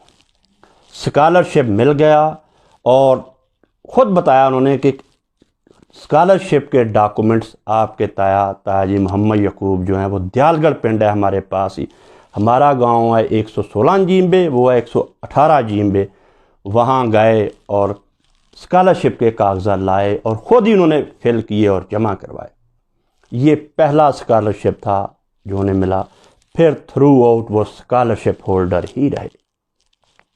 جیسا کہ میرا یہ اعلان ہے اور میرا یہ خیال ہے کہ وہ قرون اولیٰ کے مسلمانوں کی طرح ذہین اور یادداشت رکھنے والے تھے جو کہ اس دور میں ہوئے۔ ابھی تک وہ محمد اسحاق ہی تھے، یعنی دوسرے بچوں کی طرح اسکالرشپ ضرور انہوں نے لیا، مگر ابھی دینی رجحان زیادہ نہیں تھا۔ نماز روزے کے پابند ہو گئے تھے، مگر دین کا رنگ چڑھا، مولوی وہ کہلانے لگے، ہائی اسکول چک چمرہ میں پہنچ گئے۔ اس راستے پر چلے وہ اپنے والد کی وجہ سے چلے، اس کا تذکرہ انشاءاللہ جب ان کے والد پر گفتگو ہوگی آنریبل دا گریٹ میاں منشی رحمہ اللہ پر، پھر اس میں یہ بات کی جائے گی۔ جب وہ ہائی اسکول چک چمرہ میں چلے گئے اور اس راستے پر چلنے لگے، کتابیں اوننا بچھونا بن گئی، تو پہلے استاد جو ان کی زندگی میں آئے وہ مولوی نور محمد صاحب ہیں۔ مولوی نور محمد صاحب ہمارے رشتہ دار بھی تھے اور وہ فاضل دارالعلوم دیوبند تھے، یعنی دارالعلوم دیوبند کے وہ فارغ التحصیل تھے۔ ایک بار میں نے ان سے پوچھا، یعنی ابا جی سے پوچھا کہ مولوی نور محمد صاحب کی عربی اور فارسی کے بارے میں آپ کیا کہتے ہیں؟ تو انہوں نے کہا کہ مولوی نور محمد صاحب کو عربی اور فارسی پر عبور حاصل تھا۔ سکول سے آنے کے بعد سارا وقت وہ مولوی نور محمد صاحب کے ساتھ گزارتے، یہاں تک نوبت آ جاتی کہ جو مولوی صاحب کے گھر والی تھی، ان کی بیگم تھی بی بی آمنہ، وہ بسا اوقات تنگ ہو کر کہتی کہ مولوی کسی ویلے گھر بھی چلا جایا کر، یعنی ہر وقت دو آگے پیچھے دائیں بائیں جو وہ مولوی صاحب سے پڑھتے۔ مولوی صاحب نے ان کو یہاں تک تیز کر دیا تھا کہ میں نے وہ کتابیں دیکھی ہیں، اب بھی کتب خانے میں موجود ہیں، کہ جب وہ ہائی اسکول چک چمرہ میں پڑھتے تھے تو اس وقت جو انہوں نے عربی کتابیں پڑھی ہیں اور ان پر عربی زبان میں حواشی لکھے ہیں وہ میرے سامنے ہیں۔ یعنی وہ ہائی اسکول چک چمرہ میں جب پڑھتے تھے فارسی پر تو انہیں عبور حاصل ہی تھا، عربی پر بھی ہو گیا تھا۔ اور مولوی نور محمد صاحب کے حواشی بھی موجود ہیں۔ ایک کتاب ان کے کتب خانے میں اب بھی موجود ہے، بخاری ما حاشیہ سندھی، اس پر جناب مولوی نور محمد صاحب نے لکھا کہ میں یہ کتاب مولوی اسحاق صاحب کو دے رہا ہوں، تو اس پر بھی ان کے حاشیے موجود ہیں۔ یہ 1954-55 کی بات ہے جب وہ ہائی اسکول چک چمرہ میں تھے۔ مولوی نور محمد صاحب سے سیکھا، پڑھا، چمکے، اور مولوی نور محمد صاحب کی وفات 16 نومبر 1984 کو ہو گئی۔ 1984 کو مولانا فوت ہوئے، ابا جی سے مسلسل رابطے میں رہتے۔ 16 نومبر 1984 کو آپ دار فانی سے کوچ کر گئے۔ آئے شاک گئے وعدہ فردا لے کر، اب انہیں ڈھونڈ چراغ رخ زیبا لے کر۔ دوسرے جو عالم سکالر ان کی زندگی میں آئے، جب وہ چمرہ اسکول میں گئے تو ایک بہت ہی بڑے عالم سے ان کا رابطہ ہو گیا، جنہوں نے اصل میں محمد اسحاق و مفتی محمد اسحاق اور مولانا محمد اسحاق، اور وہ عمر بھر اس کا اعتراف کرتے رہے کہ یہ جو چمک جو بھی ہے اور جو بھی توانائی ہے یہ مولانا امداد الحق صاحب کی وجہ سے۔ مولانا امداد الحق صاحب دیوبندی تھے، دارالعلوم دیوبند سے فارغ تھے، اور مولانا اشرف علی تھانوی دیوبندی اور مولانا شبیر احمد عثمانی دیوبندی سے انہوں نے براہ راست پڑھا تھا۔ فرمایا کرتے تھے عربی، فارسی، علم الکلام، فلسفہ، منطق، ہر فن کے وہ ماہر تھے۔ بڑی دور دور سے لوگ آتے اور ان سے سیکھا کرتے تھے۔ ابا جی کے ساتھ اتنا ان کا پیار تھا کہ وہ اپنے کتب خانے تک بہت کم لوگوں کو رسائی دیتے تھے۔ ان کی کتب خانے تک رسائی، جب مرضی آؤ، جب مرضی پڑھو، جو کتاب چاہیے یہاں پڑھو، گھر لے جاؤ۔ کہتے مجھے مکمل آزادی تھی، یہ صرف آزادی مجھے تھی اور کوئی ان کے کتب خانے میں نہیں۔ ایک لطیفہ بھی سنایا کرتے تھے کہ جب وہ خوشی کے موڈ میں ہوتے تو کہا کرتے مولوی صاحب سیکھ لو ہم سے، ہماری کو تو مرغیوں کو بھی صرف اور نحو آتی ہے، ہماری تو مرغیاں بھی نحو کی ماہر ہیں، بلاؤں مرغی کو ابھی بولے گی۔ تو ان کا نتیجہ تھا جو عربی فر بولتے ہیں، ایک ایک سطر جو ہے وہ آپ کے سامنے پڑھ رہے ہیں آج حوالے ہمارے پاس، یہ مولوی امداد الحق صاحب کی وجہ سے ہے، جس کا اعتراف انہوں نے بے شمار کیا، خطبات میں بھی ہے۔ مولانا صاحب کے ساتھ یعنی مولانا امداد الحق سے ساتھ یہ سلسلہ جاری تھا، سیکھنے کا، سکھانے کا، پڑھنے کا، کہ یہاں تک کہ کتاب آ گئی خلافت و ملوکیت۔ اس نے استاد اور شاگرد کو یہاں سے یہاں کر دیا۔ یہ کتاب استاد اور شاگرد کے درمیان حائل ہو گئی۔ جب خلافت و ملوکیت آئی تو مولانا امداد الحق صاحب نے جامعہ مسجد چمرہ میں خطبے دینے شروع کر دیے، کیونکہ عربی دان تھے، فارسی دان تھے، ہر زبان پر عبور حاصل تھا، ہر علم عبور حاصل تھا۔ پھر دیوبندی تھے، آپ کو پتا کہ دیوبند جو ہیں لڑنے میں اور تقریر کرنے میں سب سے آگے ہوتے ہیں، تو وہ بڑے وجد میں آ کر تقریر کیا کرتے، جذباتی انداز میں۔ یہاں ایک وہ کام کرتے جو کلیہ استعمال کرتے، جو صدیوں سے استعمال ہو رہا ہے، اب اس کلیے میں زیادہ زور آ گیا۔ مولانا امداد الحق صحابہ کی خدمات کا ذکر کرتے، صحابہ کے وہ فضائل جو قرآن و حدیث میں بیان کیے ہیں ان سے تمہید شروع کرتے کہ یہ دیکھو صحابہ کے فضائل، قرآن یہ کہہ رہا ہے، حدیث یہ کہہ رہی ہے، یہ ان کی خدمات ہیں، یہ ان کی جنگیں ہیں، یہ ان کی سارے تمغے اکٹھے کرتے اور آخر میں حضرت معاویہ کے دامن میں ڈال دیتے۔ جب یہ سلسلہ چلتا رہا اور ان کے خطبات کا رنگ چڑھا تو جماعت اسلامی چک چمرہ نے ان سے ملاقات کی۔ انہوں نے کہا آپ جس انداز میں بات کر رہے ہیں یہ ہمیں وارے میں نہیں ہے، آپ دوسرے صحابہ کے سارے تمغے اکٹھے کرتے ہیں اور حضرت معاویہ کے دامن میں ڈال دیتے ہیں، جبکہ مولانا مودودی رحمۃ اللہ نے ان صحابہ کی تو تعریف کی ہے، جو عشرہ مبشرہ ہیں ان کی بھی تعریف کی ہے، جو اہل بدر ہیں ان کی بھی تعریف کی ہے، السابقون الاولون کی بھی تعریف کی ہے، نقد انہوں نے کی حضرت معاویہ پر۔ آپ جو ایک آدھ تمغہ حضرت معاویہ کا ہے ان کو دیں، سارے صحابہ کے تمغے اکٹھے کر کے تو ان کے گلے میں نہ ڈالیں، تو آپ مولوی اسحاق صاحب سے بات کریں۔ تو انہوں نے یہ کہا کہ مولوی اسحاق صاحب سے میں کیسے بات کر سکتا ہوں، وہ تو میرے شاگرد ہیں۔ بہرحال یہ کتاب کی وجہ سے پھر وہ مولانا سے دور ہو گئے اور مولانا مولوی امداد الحق صاحب سے دور ہو گئے، یہ فاصلے بڑھ گئے۔ پھر ایسے ہوتا نا کہ جب دل میں کوئی چیز آ جائے تو فاصلہ خود بخود ہی بڑھتا ہے۔ یہ سلسلہ چل رہا تھا مخالفت کا، جماعت اسلامی والے جاتے تھے، آپ بات کریں وہ تقریریں کرنے سے باز نہیں آتے تھے اور ممبر پہ مولانا احمد جی کو گالیاں بھی دیتے تھے اور ابا جی کو گالیاں وارے میں نہیں تھیں، رو رو کر گالیاں دیتے تھے اور بعض لوگ بھی رونے لگ جاتے تھے کیونکہ صحابہ کی ساری خدمات اکٹھی کرتے اور حضرت معاویہ کے دامن میں ڈال دیتے۔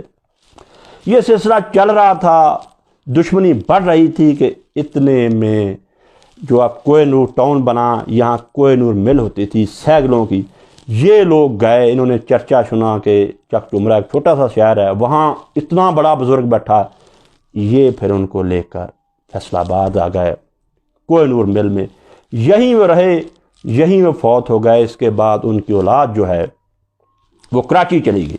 میں نے جو ہمارے ساتھی چک چمرہ میں ہیں ان سے رابطہ کیا کہ کہیں ان کے اہل خانہ سے رابطہ ہو جائے، ان کی تصویر مل جائے، مگر انہوں نے کہا کہ رابطہ نہیں رہا کیونکہ ان کی اولاد ساری پھر کراچی چلی گئی۔ ہو سکتا ہے یہ گفتگو کسی طرح ان تک پہنچ جائے تو وہ بات ہو جائے۔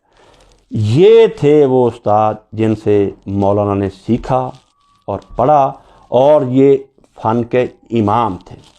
ان کی برکت سے ہی آپ نے دیکھا ہے کہ وہ کس طرح عربی بولتے ہیں اور کس طرح فارسی بولتے ہیں۔ اب ایک نمونہ ٹیسٹر کہ فیصل آباد کے تقریباً 50 علماء دین نے مل کر ان کی زندگی کا سارا ریکارڈ اکٹھا کیا۔ 45 بڑے بڑے عالم دین، پیچھے ان کے مدارس، پیچھے ان کے اسٹوڈنٹ، کہ مولوی اسحاق صاحب کی غلطیاں نکالو، خیر غلطیاں نکالی انہوں نے۔ یہ 49 صفحے کا ایک چھوٹا سا رسالہ جو ہے نا بنایا، چھوٹے سائز میں 49 صفحے ہیں اس کے۔ اس میں سے تے کی غلطیاں، شعر یہاں کیوں پڑھا، یہاں مصرع کیوں پڑھا، یہاں حقائق کیوں بیان کی، پھر بھی 49 صفحے بنے۔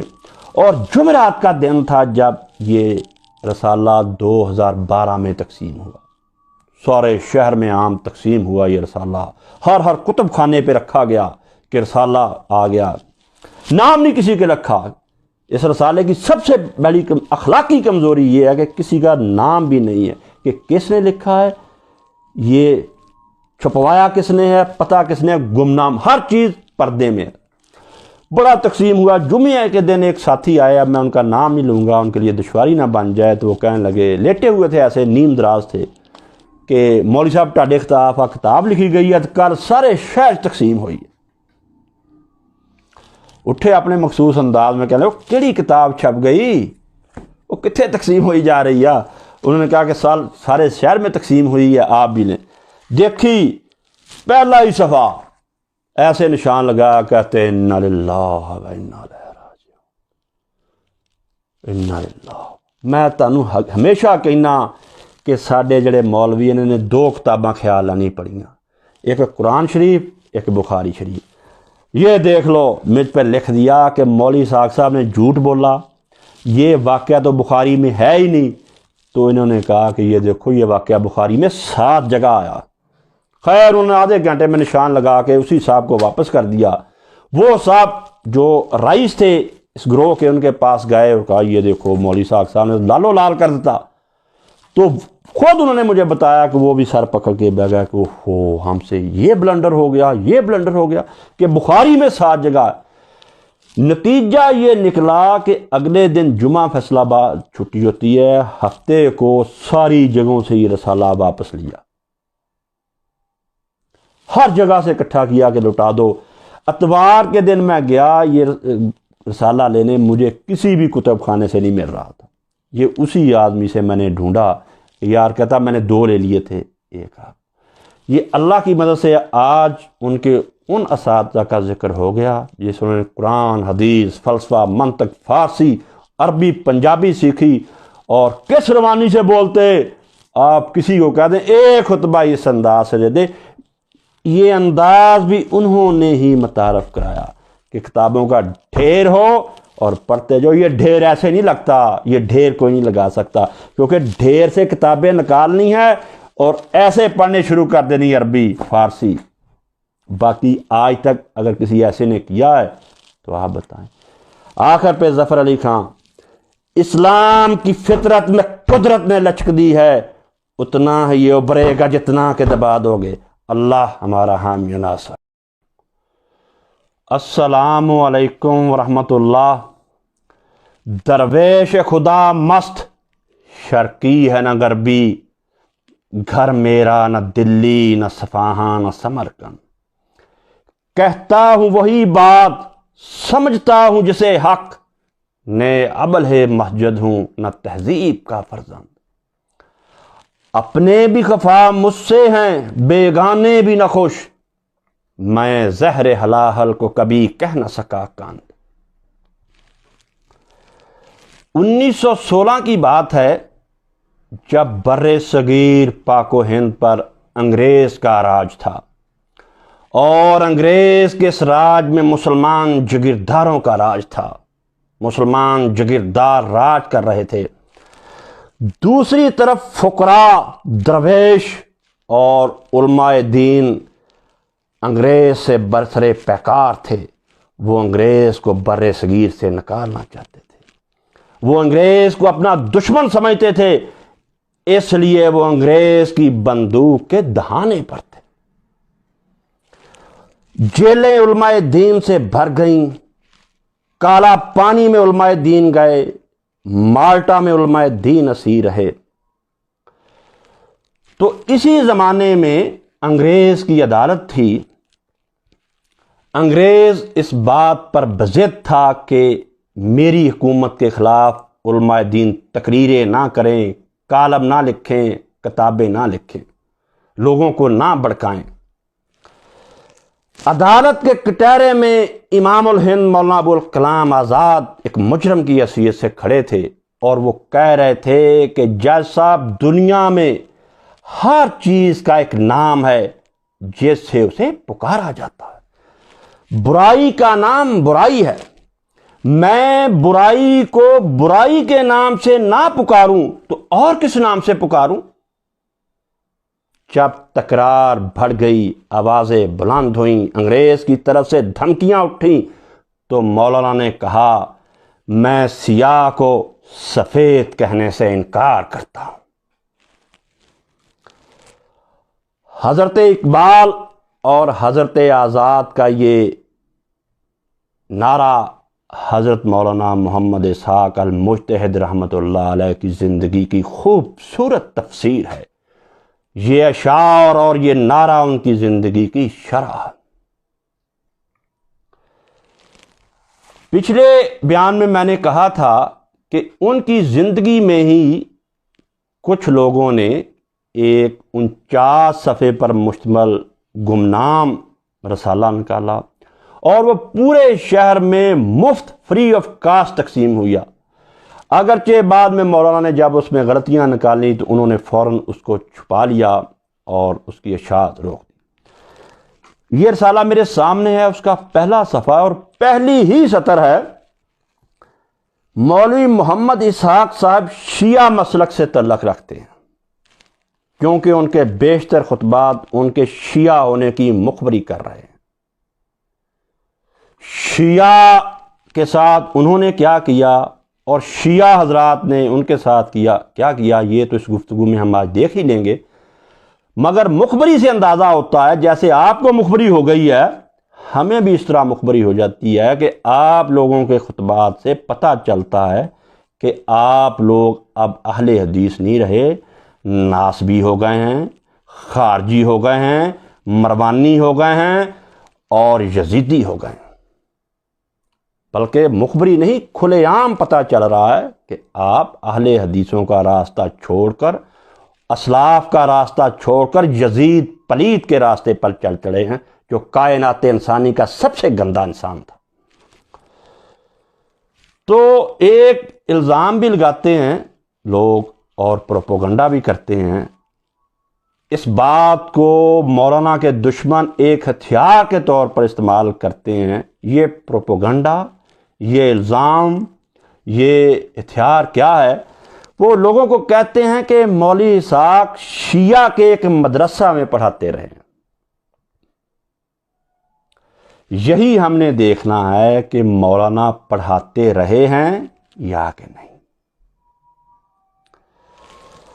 تو یہ ٹھیک ہے کہ 1970 سے لے کر 1973 تک مولانا شیعہ کے ایک مدرسہ میں عربی اور فارسی پڑھاتے رہے، گو کہ وہ خود گورنمنٹ کالج، جو کہ موجودہ گورنمنٹ کالج یونیورسٹی ہے، وہاں سے فارغ التحصیل تھے، وہاں سے پڑھے تھے، وہاں سے اسکالرشپ لیا تھا، مگر ان کی عربی اور ان کی فارسی کا، جیسا کہ میں نے پہلے ہی کہا، اسکول کے زمانے سے ہی طوطی بولتا تھا۔ تو یہ 3 سال شیعہ کے ایک مدرسہ میں پڑھاتے رہے جو سرگودا روڈ پر ہے، اور اس کا نام ہے جامعہ آل محمد، جس کے مفتی اور سرپرست تھے مولانا اسماعیل صاحب۔ لوگ جانتے ہیں کہ وہ پہلے دیوبندی تھے، بعد میں شیعہ ہو گئے اور شیعہ کے بہت بڑے مناظر بنے۔ مولوی اسماعیل سلفی صاحب کے مدرسہ میں مولانا نے 3 سال گزارے۔ ہمیں وہ بتلاتے تھے کہ میرا وہاں جانے کا مقصد ان کی لائبریری سے استفادہ حاصل کرنا تھا۔ فرمایا کرتے تھے کہ بڑی لائبریریاں دیکھی، مگر جو شان و شوکت اور میٹیریل مولوی اسماعیل کی لائبریری میں تھا وہ میں نے نہیں دیکھا۔ ترتیب سے کتابیں اور ہر فن کی کتابیں موجود تھیں۔ یہاں روک کر بات کروں گا اور پھر آگے بڑھوں گا کہ اس زمانے میں بندہ مار کے بھی کتاب نصیب لبدی۔ اب تو کتابیں ہی کتابیں ہیں نا، کیونکہ اب کتابیں پڑھنے والے لوگ نہیں رہے۔ لائبریریاں ہیں، کتب خانے ہیں، نیٹ میں کتابیں ہیں، موبائل میں کتابیں ہیں، کتابوں کی فراوانی ہے، پڑھنے والے نہیں رہے۔ تو فرمایا کرتے کہ بنیادی مقصد میرا یہی تھا کہ میں اس شاندار لائبریری کو پی جاؤں، چاٹ جاؤں۔ اس کا بڑا ثبوت یہ ہے کہ واقعی یہ مقصد تھا ان کا، کیونکہ اس مدرسہ سے ہمارا گاؤں صرف 7-8 کلومیٹر کے فاصلے پر تھا۔ روز بھی جا سکتے تھے گھر، مگر جاتے نہیں تھے، صبح شام وہیں رہتے اور لائبریری میں وقت گزارتے، جس کی وجہ سے ایک بندے کو یہ شبہ پیدا ہو گیا کہ وہاں وہ لائبریرین تھے، کیونکہ لائبریری میں ہی ہر وقت ان کا گزرتا تھا، اور وہ انہوں نے پھر لائبریری چارٹ بھی ڈالی، وہیں رہتے اور اس لائبریری سے انہوں نے بہت فائدہ لیا، جس کا انہیں ساری عمر جو ہے وہ اعتراف کیا کرتے تھے۔ مولوی اسماعیل صاحب جو شیعہ مناظر تھے، ان کے حافظے کی بڑی تعریف کرتے تھے۔ بلا شبہ مولانا کہتے تھے کہ وہ بہت ان کا حافظہ تیز تھا، بڑی یادداشت تھی، جو بات پڑھ لیتے تھے وہ کبھی نہیں بھولتے تھے۔ ہاں، لطیفے کے انداز میں ان کی خوراک کا بھی جو ہے وہ ذکر کیا کرتے تھے کہ سارا دن جو ہے وہ ایک دیگ میں پائے گوشت بونگے جو پکتی رہتی، شام کو پھر جس طرح ہم چائے پن کے پیتے نا، اس طرح پن کے وہ پھر اس کا سوپ اور یخنی پیا کرتے تھے، اور پھر رات کو شاگرد جو ہے نا سونے سے پہلے بادام روغن سر پہ مالش کیا کرتے۔ یہ مسئلے ہمیں یاد نہیں رہندے۔ تو 3 سال وہاں رہے، اب وہاں سے بھی حق گوئی اور بے باکی کی مثال قائم کر کے نکلے۔ جیسے میں نے کہا تھا کہ زندگی میں ایسا نہیں ہوا کہ جس بات کو انہوں نے حق سمجھ لیا، ان کے نزدیک ثابت ہو گیا کہ یہ بات حق ہے، انہوں نے کہا میں بیان نہیں کروں گا، کہیں بندے ناراض نہ ہو جائیں، کہیں یہ جماعت ناراض نہ ہو جائے، کہیں یہ خاندان ناراض نہ ہو جائے۔ ایسی آزمائش سے وہ نہیں گزرے۔ جو کہا ڈنکے کی چوٹ پر کہا، فاش بھی گوئیں از گفتہ خود دل شادم، بندہ عشق محض ہر دو جہاں آزاد۔ یہ بڑا توجہ طلب واقعہ ہے کہ وہ مولوی اسماعیل کے مدرسہ سے کیسے نکلے۔ خود بیان کرتے ہیں کہ جو کالجوں یونیورسٹیوں کے لوگ آتے وہ میرے پاس ٹھہرتے، یعنی ان کی ڈیوٹی تھی۔ انتظامیہ نے طے کیا تھا، مولوی اسماعیل صاحب نے یہ طے کیا تھا کہ مولوی صاحب کیونکہ خود کالج کا پڑھا لکھا ہے اور بڑا ہوشیار چلاک ہے، جو کالجوں اور یونیورسٹیوں کے انجینئرز اور ڈاکٹرز آتے ہیں یہ مولانا کے کمرے میں رہا کریں، یعنی مولانا اسحاق صاحب کے کمرے۔ کہتے ہیں میرے صاحب نشستیں ہوتی، ڈاکٹرز آتے جن سے ہمارے اب رابطے ہیں، انجینئرز آتے، زراعت کے افیسرز آتے جن سے اب رابطے ہیں ہمارے، تو وہ ابا جی کے پاس ٹھہرتے۔ جب وہ کہتے ہیں کہ شیعہ کے پاس یہ دلیل ہے، شیعہ یہ کہتے ہیں کہ میں پھر ان کو یہ کہتا، جس جرم میں مجھے نکالا گیا یا مار پیٹ تک نوبت پہنچی، میں ان ڈاکٹر سے، ان انجینئر سے یہ کہتا کہ آپ یہ جو بات کر رہے ہیں نا کہ شیعہ ایسے کہتے ہیں، یار سنیوں کے پاس یہ دلیل ہے، یہ شیعہ جو دلیل پیش کر رہے ہیں نا، سنیوں کے پاس 1 2 3 9 10 دلیلیں یہ ہیں، کیونکہ وہ ڈاکٹرز ہوتے، انجینئرز ہوتے، یونیورسٹیوں میں پڑھتے، کالجوں میں، چانن انہیں خود ہو جاتا۔ جب انہوں نے انتظامیہ نے محسوس کیا یا مولانا پہ الزام لگ گیا کہ جو بندہ ہم مولوی اسحاق صاحب کے پاس بھیجتے ہیں وہ اگلے دن نہیں آتا، وہ چلے جاتا ہے، اور پھر کبھی ہمارے نہیں آتا، وہ جال سے نکل جاتا ہے، شکنجے سے نکل جاتا ہے، تو ان کی جو انکوائری لگ گئی کہ ایسے ہمیں شک ہے کہ آپ ان کو کیا سکھاتے ہیں، کون سا تویز پلاتے ہیں ان کو کہ وہ دوبارہ آتے ہی نہیں ہیں۔ انہوں نے کہا میں ان پر نہ کوئی منتر کرتا ہوں، نہ کوئی جادو کرتا ہوں، میرا کام ہے دلیلیں پیش کرنا، جس دلیل میں وزن ہے وہ میری بات میں وزن نہیں ہے، وہ دلیل میں وزن۔ خیر انہوں نے یہ بات کہی کہ میں کسی کو نہیں کہتا تو شیعہ ہو جا، تو سنی ہو جا، میں دلیلوں کو پیش کرتا ہوں، ہاں آگے جس کی دلیل میں جتنا وزن ہے وہ لوگ خود سمجھدار ہیں، فیصلہ لوگ خود کر لیتے ہیں۔ خیر رات کا وقت تھا، تو جیسے موسیٰ علیہ السلام کو خبر دے دی ایک مومن مجاہد نے کہ موسیٰ نکل جا شہر سے، تمہارے قتل کا منصوبہ بن رہا، تو شام تھی رات، تو کسی نے اندر سے اطلاع دے دی کہ مولوی اسحاق صاحب آپ پر تشدد اور مار پیٹ کا منصوبہ بن رہا ہے، آپ کی جان لینے کے منصوبے بن رہے ہیں، کہ بڑے بڑے لوگ اس نے جو ہمارے پاس آئے اور اس نے شیعہ نہیں ہونے دی۔ خیر کئی لوگوں کو تو میں بھی جانتا ہوں جو اب ہاتھ باندھ کے نماز پڑھتے ہیں اور وہ کہتے ہیں کہ مولانا صاحب کی وجہ سے ہم پڑھتے ہیں۔ تو اس بندے نے اطلاع دی کہ ایسے یہ مار پیٹ کا منصوبہ بن رہا ہے، ہو سکتا ہے یہ آپ کی جان کو نقصان پہنچا دے، یہ بڑے بفرے ہوئے ہیں۔ تو ایک درویش تھے جو جن کا کوئی آشیانہ نہیں تھا، پرندوں کی دنیا کا درویش ہوں کہ شاہین بناتا نہیں آشیاں۔ جب اس مخبر نے اطلاع دی ان کے پاس کون سا کہ میں نے سوٹ پیک کرنے ہیں، پرفیومیں پیک کرنی ہے، لینے دینے کا حساب کرنا ہے۔ جب اس کے بندے نے اطلاع دی کہ آپ کو یہ نقصان پہنچانا چاہتے ہیں، تو انہیں رات تھا، سائیکل اٹھایا، اپنے گھر کا سر۔ لیکن جب یہ گیٹ سے نکلے، کہتے میں مطمئن تھا کہ میں یہ لائبریری پی چکا ہوں، یہ ہضم کر چکا ہوں۔ دوسرا واقعہ، حق گوئی اور بے باکی کی پہلی مثال آپ نے دیکھ لی کہ وہ کسی کی روایت نہیں کرتے تھے، کسی کا خیال نہیں کرتے تھے، جو بات حق کا ہی بیان کر دی۔ دوسرا واقعہ یہ 1980 کے قریب کی بات ہے کہ چنیوٹ کے پاس ایک بڑا مشہور شیعہ گاؤں ہے، رجوع سادات۔ چنیوٹ میں ہمارے ماما جی رہتے ہیں، چودھری اصغر علی، پچھلے ماہ فوت ہو گئے۔ تو رجوع سادات کے کچھ سنی لوگ جو میرے ماما جی کے دوست تھے، انہوں نے کہا کہ اصغر علی ایسے سالانہ جلسہ ہوتا ہے، بڑے بڑے شیعہ لوگ آتے ہیں، ہم سنی مولوی لاتے ہیں کہ گفتگو، کیونکہ اوپن ہے، انہوں نے اعلان کیا ہوا ہے کہ جس نے بھی ہم سے بات کرنی ہے کرے، سنی آئیں، دیوبندی آئیں، بریلوی آئیں، جماعت اسلامی والے آئیں۔ وہ کہتے ہیں ہم مختلف لوگ لاتے ہیں مگر لوگ ان کے سامنے ٹکتے نہیں ہیں۔ تو ماما جی نے کہا کہ میرے بہنوئی ہیں، میں ان سے بات کرتا ہوں، وہ آ جائیں گے، ٹک جائیں گے، وہ بے شک یہ 50 بندے ہوں گے نا یا 100 بندہ، وہ ٹک جائیں گے، کیونکہ یہ ایک حقیقت ہے کہ جب بھی ابا جی جاتے آخری زندگی کے آخری دن تک تنہا ہی جاتے، کبھی نہیں کہا میرے ساتھ جتھا آئے، میرے ساتھ جماعت آئے۔ مسجد میں 24 گھنٹے اعلان ہے کہ جس نے آنا ہے، جس وقت مرضی آئے، جس ٹاپک پہ بات کرے، میں حاضر ہوں۔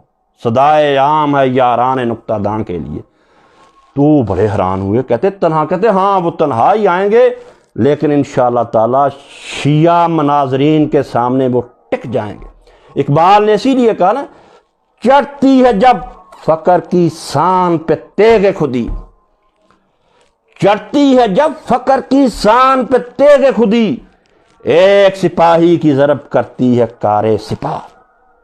چنانچہ یہ پروگرام کے تحت گئے، شیعہ لوگ بھی آئے تھے، 2-3 دن ماما جی رہے، پھر وہ چلے گئے، ابا جی تنہا، ہر بات کا جواب، کایا پلٹ دی۔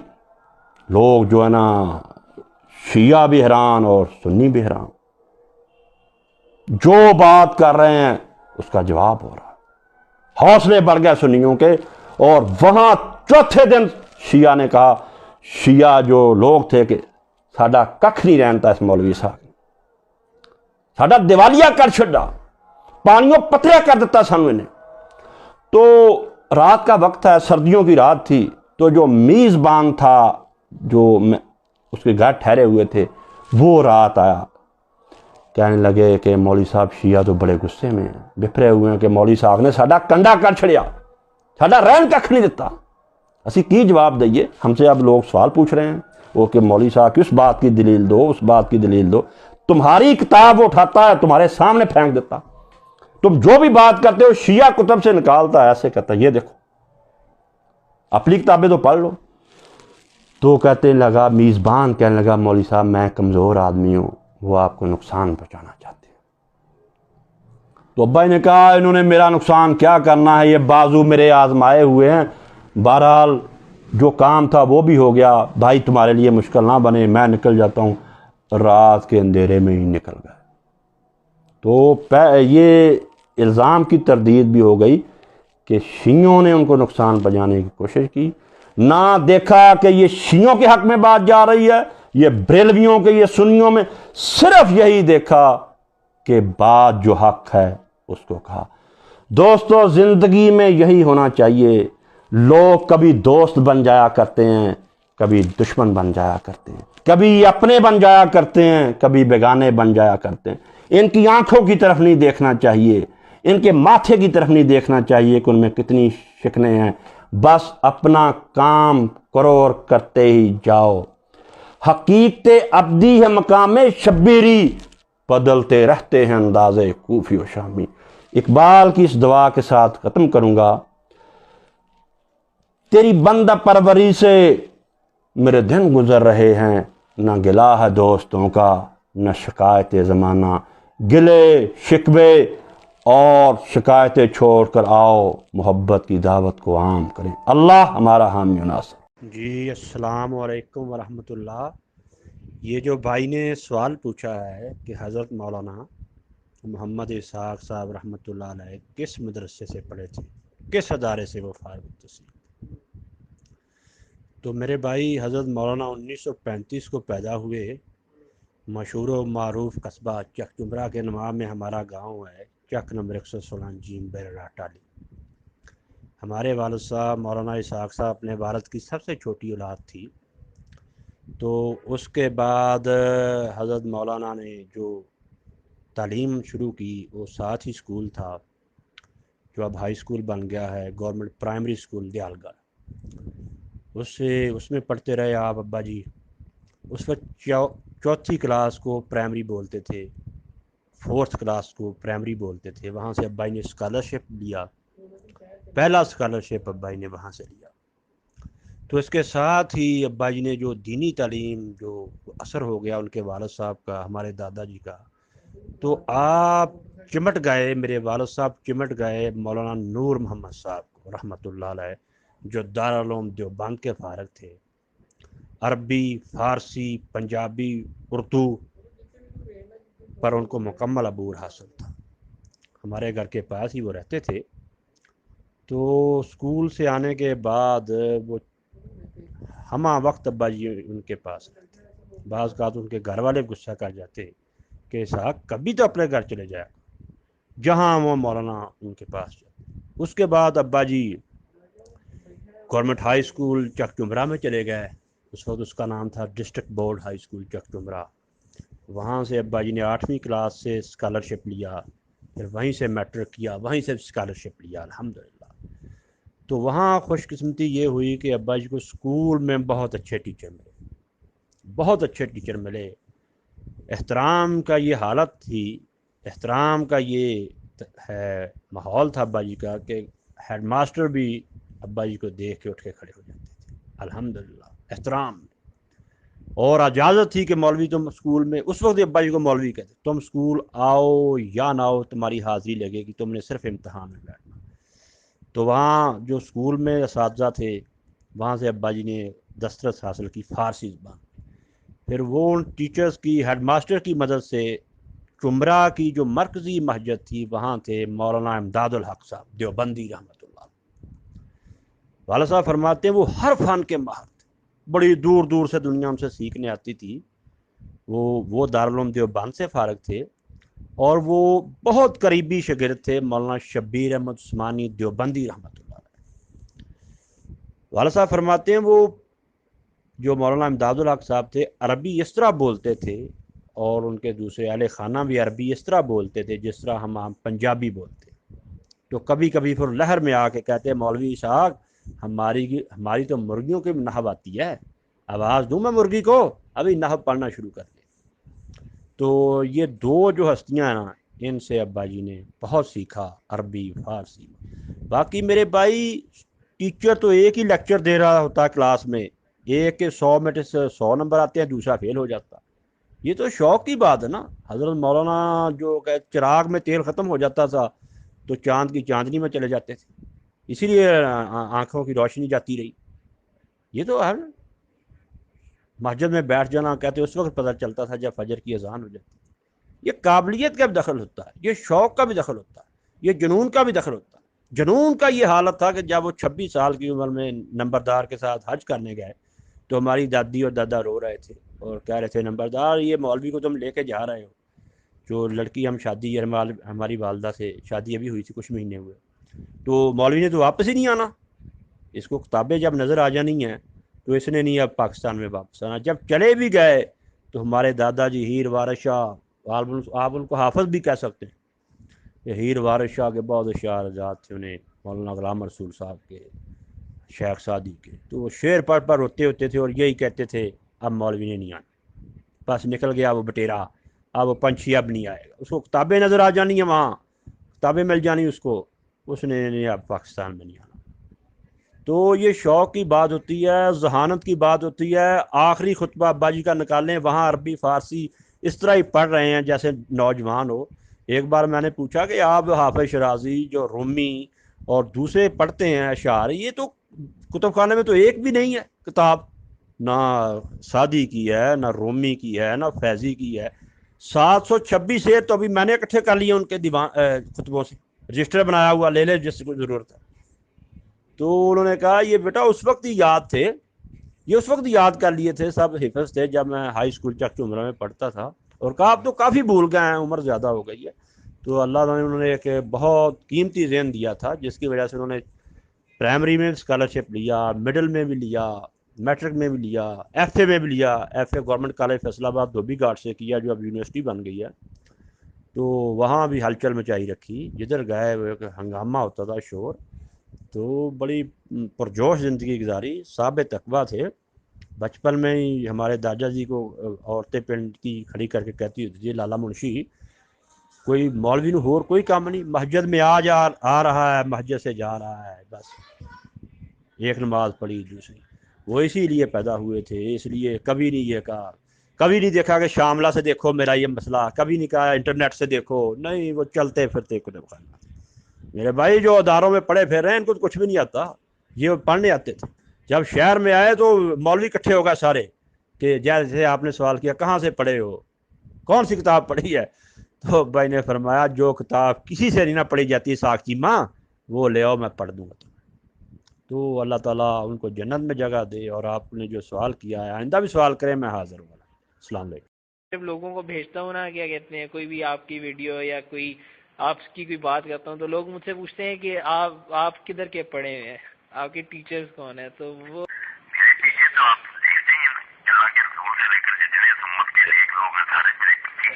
جی ہاں صاحب، میں پڑھتا ہوں، سب کا احترام کرتا ہوں، جی بالکل حاصل کرتا ہوں. بجائے ایک تالاب پر رہنے کی میں سمندر میں گھس گیا ہوں، سب پی رہا ہوں. اللہ کے فضل سے وہی بات جو مولوی صاحب مولانا ابوالکلام آزاد اور بڑے بڑے نیک لوگ کیسے پڑے ہو یار، کیسے میرا کام چھپا ہوا ہے، چھپا ہوا نہیں. اس لیے میرے کام کا اندازہ کرو کہ میں کو جانتا ہوں کہ نہیں.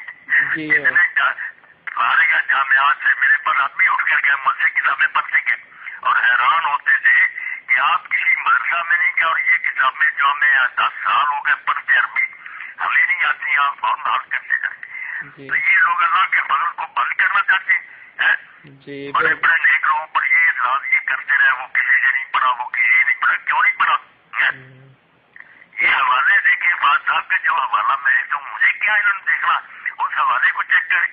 جو امت کی چھوٹی کی لوگوں کے ہے ہی نہیں، صحیح ہے کہ نہیں؟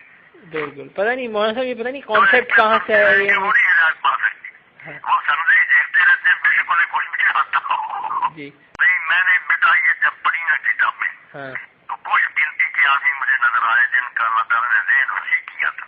عالم تو دوسرے میں ان سے بڑے بڑے تھے، مگر نہیں ان میں اتنا تشدد تھا.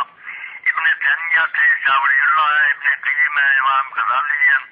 ایسے لوگ دیکھے جنہوں نے سارے امت کے لوگوں کا احترام کیا اور سب کی باتوں کو انہوں نے ایسا سیٹ کیا کہ دل نے مانا کہ یار یہ ہے اللہ کے رسول کے اصل وارث لوگوں کا حال، کہ امت کو بتائیں کہ یہ امت کے جتنے نیک لوگ ان میں سے کوئی نہیں دین کو خراب کرنے والا، صرف ہمارے فہم کا قصور ہے، ہماری ایک تو کوتاہی ہے کہ ہم ایک بات کو لے کر بیٹھ جاتے ہیں، دوسری چیزوں کو دیکھتے نہیں. ورنہ سب کو دیکھیں، ہر ایک کا محمل اور اس کی توجیہ پڑھے تو پتہ چلتا کہ ہر چیز اپنی جگہ پر اس طرح ہی سیٹ ہے جیسے کوئی موتی ہوتا ہار میں.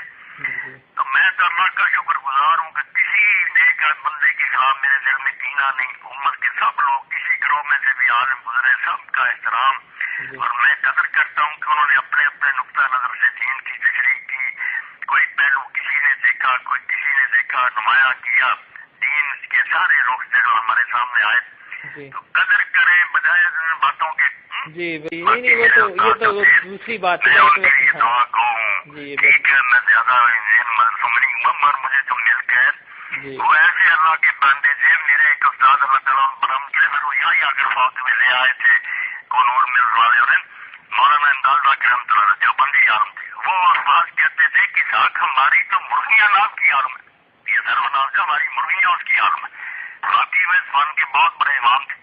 کافر پڑے تھے مولانا شبیر احمد عثمانی رحمۃ اللہ علیہ سے، مولانا انوشا رحمۃ اللہ علیہ، مولانا شبیر احمد عثمانی بڑے بڑے نیک لوگوں کے شاگرد تھے. اچھا. اسی طرح میرے دوسرے استاد میرے تیا صاحب سے مولانا رحمت اللہ علیہ، ان سے مجھے یہ بات ملی کہ وہ پہلے جا کر ایسے دیوبندی یار ان سے پڑھے جو ان کے نانا ہی تھے، ان کا بھی مدرسہ تھا ہندوستان میں، پاکستان ہندوستان ایک ہی تھا۔ پھر اللہ نے موقع دیا کہ ان کے والد جو تھے نا، انہوں نے کہا بیٹا تو وہابیوں سے پڑھ کر آیا ہے، اب یہاں مولانا سید نور شاہ ہے بانگا چک میں، انہوں نے مولانا صلاح اللہ سے معذرت کیے تھے، بہت بڑے بریلوی عالم تھے، ان کے پاس جا تاکہ دوسرا لوگ بھی سمجھ میں آئے کہ بریلوی نہ ہے تو عزیزوں کو کس طرح بیان کرے۔ تو یہ اگر مولانا نور صاحب رحمۃ اللہ علیہ ان کے پاس بھی گیا، مولانا نور شاہ سید نور شاہ رحمۃ اللہ علیہ کے پاس، تو اس طرح سے وہ مجمع البحرین بن گئے، دو سمندر اکٹھے ہو گئے۔ جس طرح دیوبندی حدیث بیان کرتے ہیں وہ بھی سمجھ آ گئی، جو نقطہ نظر ان کا ہے قرآن حدیث کو بیان ہوگی، تو یہی چیز پھر میرے اندر بھی شروع سے پیدا ہوگا۔ آگے تو میں بہت اللہ کی مدد سے آگے نکل گیا نا، مگر یہ بات انہیں سے نصیب ہوئی کہ یہ ایک ہی پر جم جانا کوئی عقل میں نہیں، دوسرے اور ماں کا بھی نقطہ نظر سمجھنا چاہیے، اس سے پھر کئی پہلو سامنے آ جاتے ہیں کہ یہ ایک رخ کو دیکھتے دوسرا بھی رخ موجود ہے۔ اللہ تعالیٰ ان سب پر رحمت کرے۔ میں تو صبح شام جو نا میرے دنیاوی استاد پہلی جماعت سے لے کر بعد آپ باغی ہو گئے، سب کے لیے دعائیں مغفرت رحمت کرتا ہوں۔ ان لوگوں نے یار ہمیں دنیاوی علم بھی پڑھایا، دینی پڑھایا۔ اب ایک گاؤں میں شادی تھی، میرے ہی سارے کا بیٹا تھا وہاں فیصلہ آباد کے ساتھ یہ منی والا، وہاں گئے، اس گاؤں میں داخل ہوتے ہی پہلے میں نے دعا کی کہ میرے جو زراعت کے استاد تھے ماسٹر فضل رحمۃ اللہ علیہ یار اسی گاؤں کے تھے، مجھے وہ ہائی اسکول میں پڑھاتے تھے اور میرے ساتھ ان کی بہت محبت تھی، میں ہی ان کے سارے رجسٹر وغیرہ فرمائی سے لاتا تھا، میں ہی رکھتا تھا۔ تو پہلے میں نے ان کی لیے محفوظ کی دعا کی کہ ان لوگوں کا ہی صدقہ ہے کہ ہم یہاں تک گھر پہنچے، اگر وہ نہ ہوتے سکھاتے ہمیں کیسے حاصل ہوتا۔ اب علم اسی لیے برکت ہوگا کہ طالب علم سمجھیں کہ یہ استاد ہے ہمارے نوکر ہیں، ہم چیزیں دیتے ہیں، ہم پر ان کا کیا احسان ہے، اس لیے علم کی کوئی روشنی نصیب نہیں ہوتی۔ قدر ہونی چاہیے کہ استاد اور پروفیسر جو ہے یہ کتنا برگزیدہ آدمی ہے کہ اس لیے پڑھا اور ہمیں آپ سے سہارا۔ تو پڑھانے والے بھی ملے، ہر پھر اللہ کے حضور سے اپنے پاؤں پر کھڑا ہو گیا، کتابوں پر کتابیں پڑھتا گیا، جس کے نتیجہ میں اب میرے لیے کوئی مشکل نہیں رہی۔ یہ جو درسوں میں پڑھتے ہیں یہ مجھے بات سے ٹھیک کرا کے جاتے کہ ہم یہ سمجھ آ رہے، مگر مجھے سمجھ لو یار کیا بات ہے، حیران ہوتے ہیں کہ اللہ کا پھر کتنا مسئلہ ایک سیکنڈ میں آپ حل کر لیتے۔ تو میں تو احسان مند بنا کہ یہ لوگ فائدہ اٹھانا چاہتے ہیں اٹھائیں، نہیں آپ اپنا کام کیا کریں گے یار، سن لو بے شک وہ دیہاتی ہے اور پڑھ ہے جو آپ نے اس کو کیا کہنا، جو کہا گیا ہے روایت میں کہ یہ دیکھو کہ اس نے کہا کیا ہے، یہ نہ دیکھو کہ کہا کس نے، الحمدللہ ماں کہا الحمدللہ من کہا، کہنے والے کو دیکھتے رہو گے پھر کیا ملے گا، تم بات کو دیکھو کہ بات دل میں اترتی ہے۔ پھر اب پہلے بھی جو اسکالرز ہوتے تھے وہ بھی اسی طرح ڈفرینٹ ٹیچر سے آ کے رہتے تھے اور ان سے پڑھتے تھے، ہاں، تو ان سے یہ پڑھنے کا کیا طریقہ ہوتا تھا؟ یعنی کہ ہمارے تو ابھی اس طرح ہوتا ہے نا کہ ہم جو ہیں بس کلاس میں آ کے بیٹھتے ہیں تو ساری کلاس بیٹھی ہوتی ہے، وہ ایک ٹیچر لیکچر دے رہا ہوتا ہے اور وہ پھر ہمارا کورس بنا ہوا ہے اور ہمارا امتحان ہوتا ہے۔ پہلے لوگ تھے نا انہوں نے ٹھیک ہے جامعات بھی بنی تھی بڑی بڑی، ان سے بھی پڑھا، مگر زیادہ اس زمانے میں رحلت کا طریقہ تھا، سفر کرتے تھے، شہر شہر گھومتے تھے، وہاں مدارس کے استاد بیٹھے ہوتے تھے، مسجدوں میں لیکچر دے رہے ہوتے تھے۔ اسی لیے ایک ہی عالم کے شیوخ کا جب ذکر آتا کئی کئی زون کے ہزاروں استاد لکھے جاتے ہیں، اسی طرح تک گھوم رہے ہیں، ان کی مجلس میں بیٹھے ہیں، کچھ وہاں سے سیکھا، کچھ سوال کیے، تو نہیں شہر کی مکھی کی طرح گھومتے رہتے تھے کہ جس پھول سے بھی کچھ ملے لے آتے تھے۔ اچھا، تو ان کا علم برکت تھا، سلف کا، وہ جامد نہیں تھے، ایک پر نہیں جم جاتے تھے۔ بعد میں لوگوں نے یہ تقسیم کر لی کہ میں صرف بریلیوں سے پڑھوں گا، میں دیوبندیوں سے پڑھوں گا، میں فلاں سے پڑھوں گا، یہ نہیں کرتے کہ سارے گھومو۔ اب محمد موسیٰ بکرا آپ جانتے نہیں، سندھ میں ہے، دونوں کا رسالہ بیداری نکل رہا، وہ ذرا صوفی قسم کے آدمی ہے پڑھے لکھے، کہتے ہیں یار دل کی طرف بھی توجہ کرو، ہر وقت عقل کی باتیں کرتے رہے، تو ان کا تازہ مضمون تھا، انہوں نے کہا اہل مدارس سے میری استدعا ہے کہ یہ عالموں کے بیٹے اور پوتے کیوں بزینوں کے ہاتھے چل رہے ہیں، کہ مولانا سرفراز صاحب زاہد راشد کا ماروا غامدی کے ساتھ ہو گیا، جو عمر عثمانی کا اتنا بڑا عالم تھا، عمر عثمانی 18 صاحب کا خلیفہ، اتنی جلدی اعلان سن وہ بیٹا ان کا پرہیزیوں کے ساتھ ہو گیا، بالکل قرآن لی اور بھی مثالیں اس نے دی۔ وہ کہتا اگر تمہارے مدرسوں میں یہ انتظام ہو کہ جو گمراہ لوگ ہیں ان کے بھی نظریات پڑھائے جائیں اور ان کا جواب سکھایا جائے، تو یہ بعد میں کیوں شکار ہوئے لوگوں کو؟ ان میں یہی کوتاہی کہ ہماری انگریزی سے बच्चों को कादियानी क्या कहते हैं, शिया क्या कहते हैं, ईसाई क्या कहते हैं, भाई वो पढ़ाओ और पढ़ाने के बाद उसे का इलाज बताओ। अगर तुम नहीं करोगे तो वो जब किसी के हत्थे चलेंगे एक दो बातों में फंस जाएंगे बस। अच्छा, ये हमारे यहाँ चोटी के लोग हैं, सरफराज सफदर साहब बहुत हो गए, बेटा उनका जाहिद राजी बड़ा अशरिया उसका रिसाला निकला, उसका बेटा अम्बार मिल गया गांधी के साथ। अच्छा, मिल रही है जब उनका जवाब नहीं देते। अब पूरी किताब मैंने पढ़ी हुई प्रोफेसर शहीद शाकिरों से मिली थी, रजम के मसले पर ये संसार और जना की सब। अब परहेजी वगैरह कहते हैं कुरान ने तो जानी और जानिया की शौक को सलाम कर दी, वहाँ ये स्टोरिंग है कोई नहीं कि पत्थरों से मारो, ये अजीजे वगैरह से ही। तो उन्होंने भी मजमून लिखे, दूसरे उलमा ने लिखे, सारे उन्होंने गांधी के ग्रोह ने इकट्ठे कर दी है दोनों फरीकों की, सारे पढ़ लो भाई।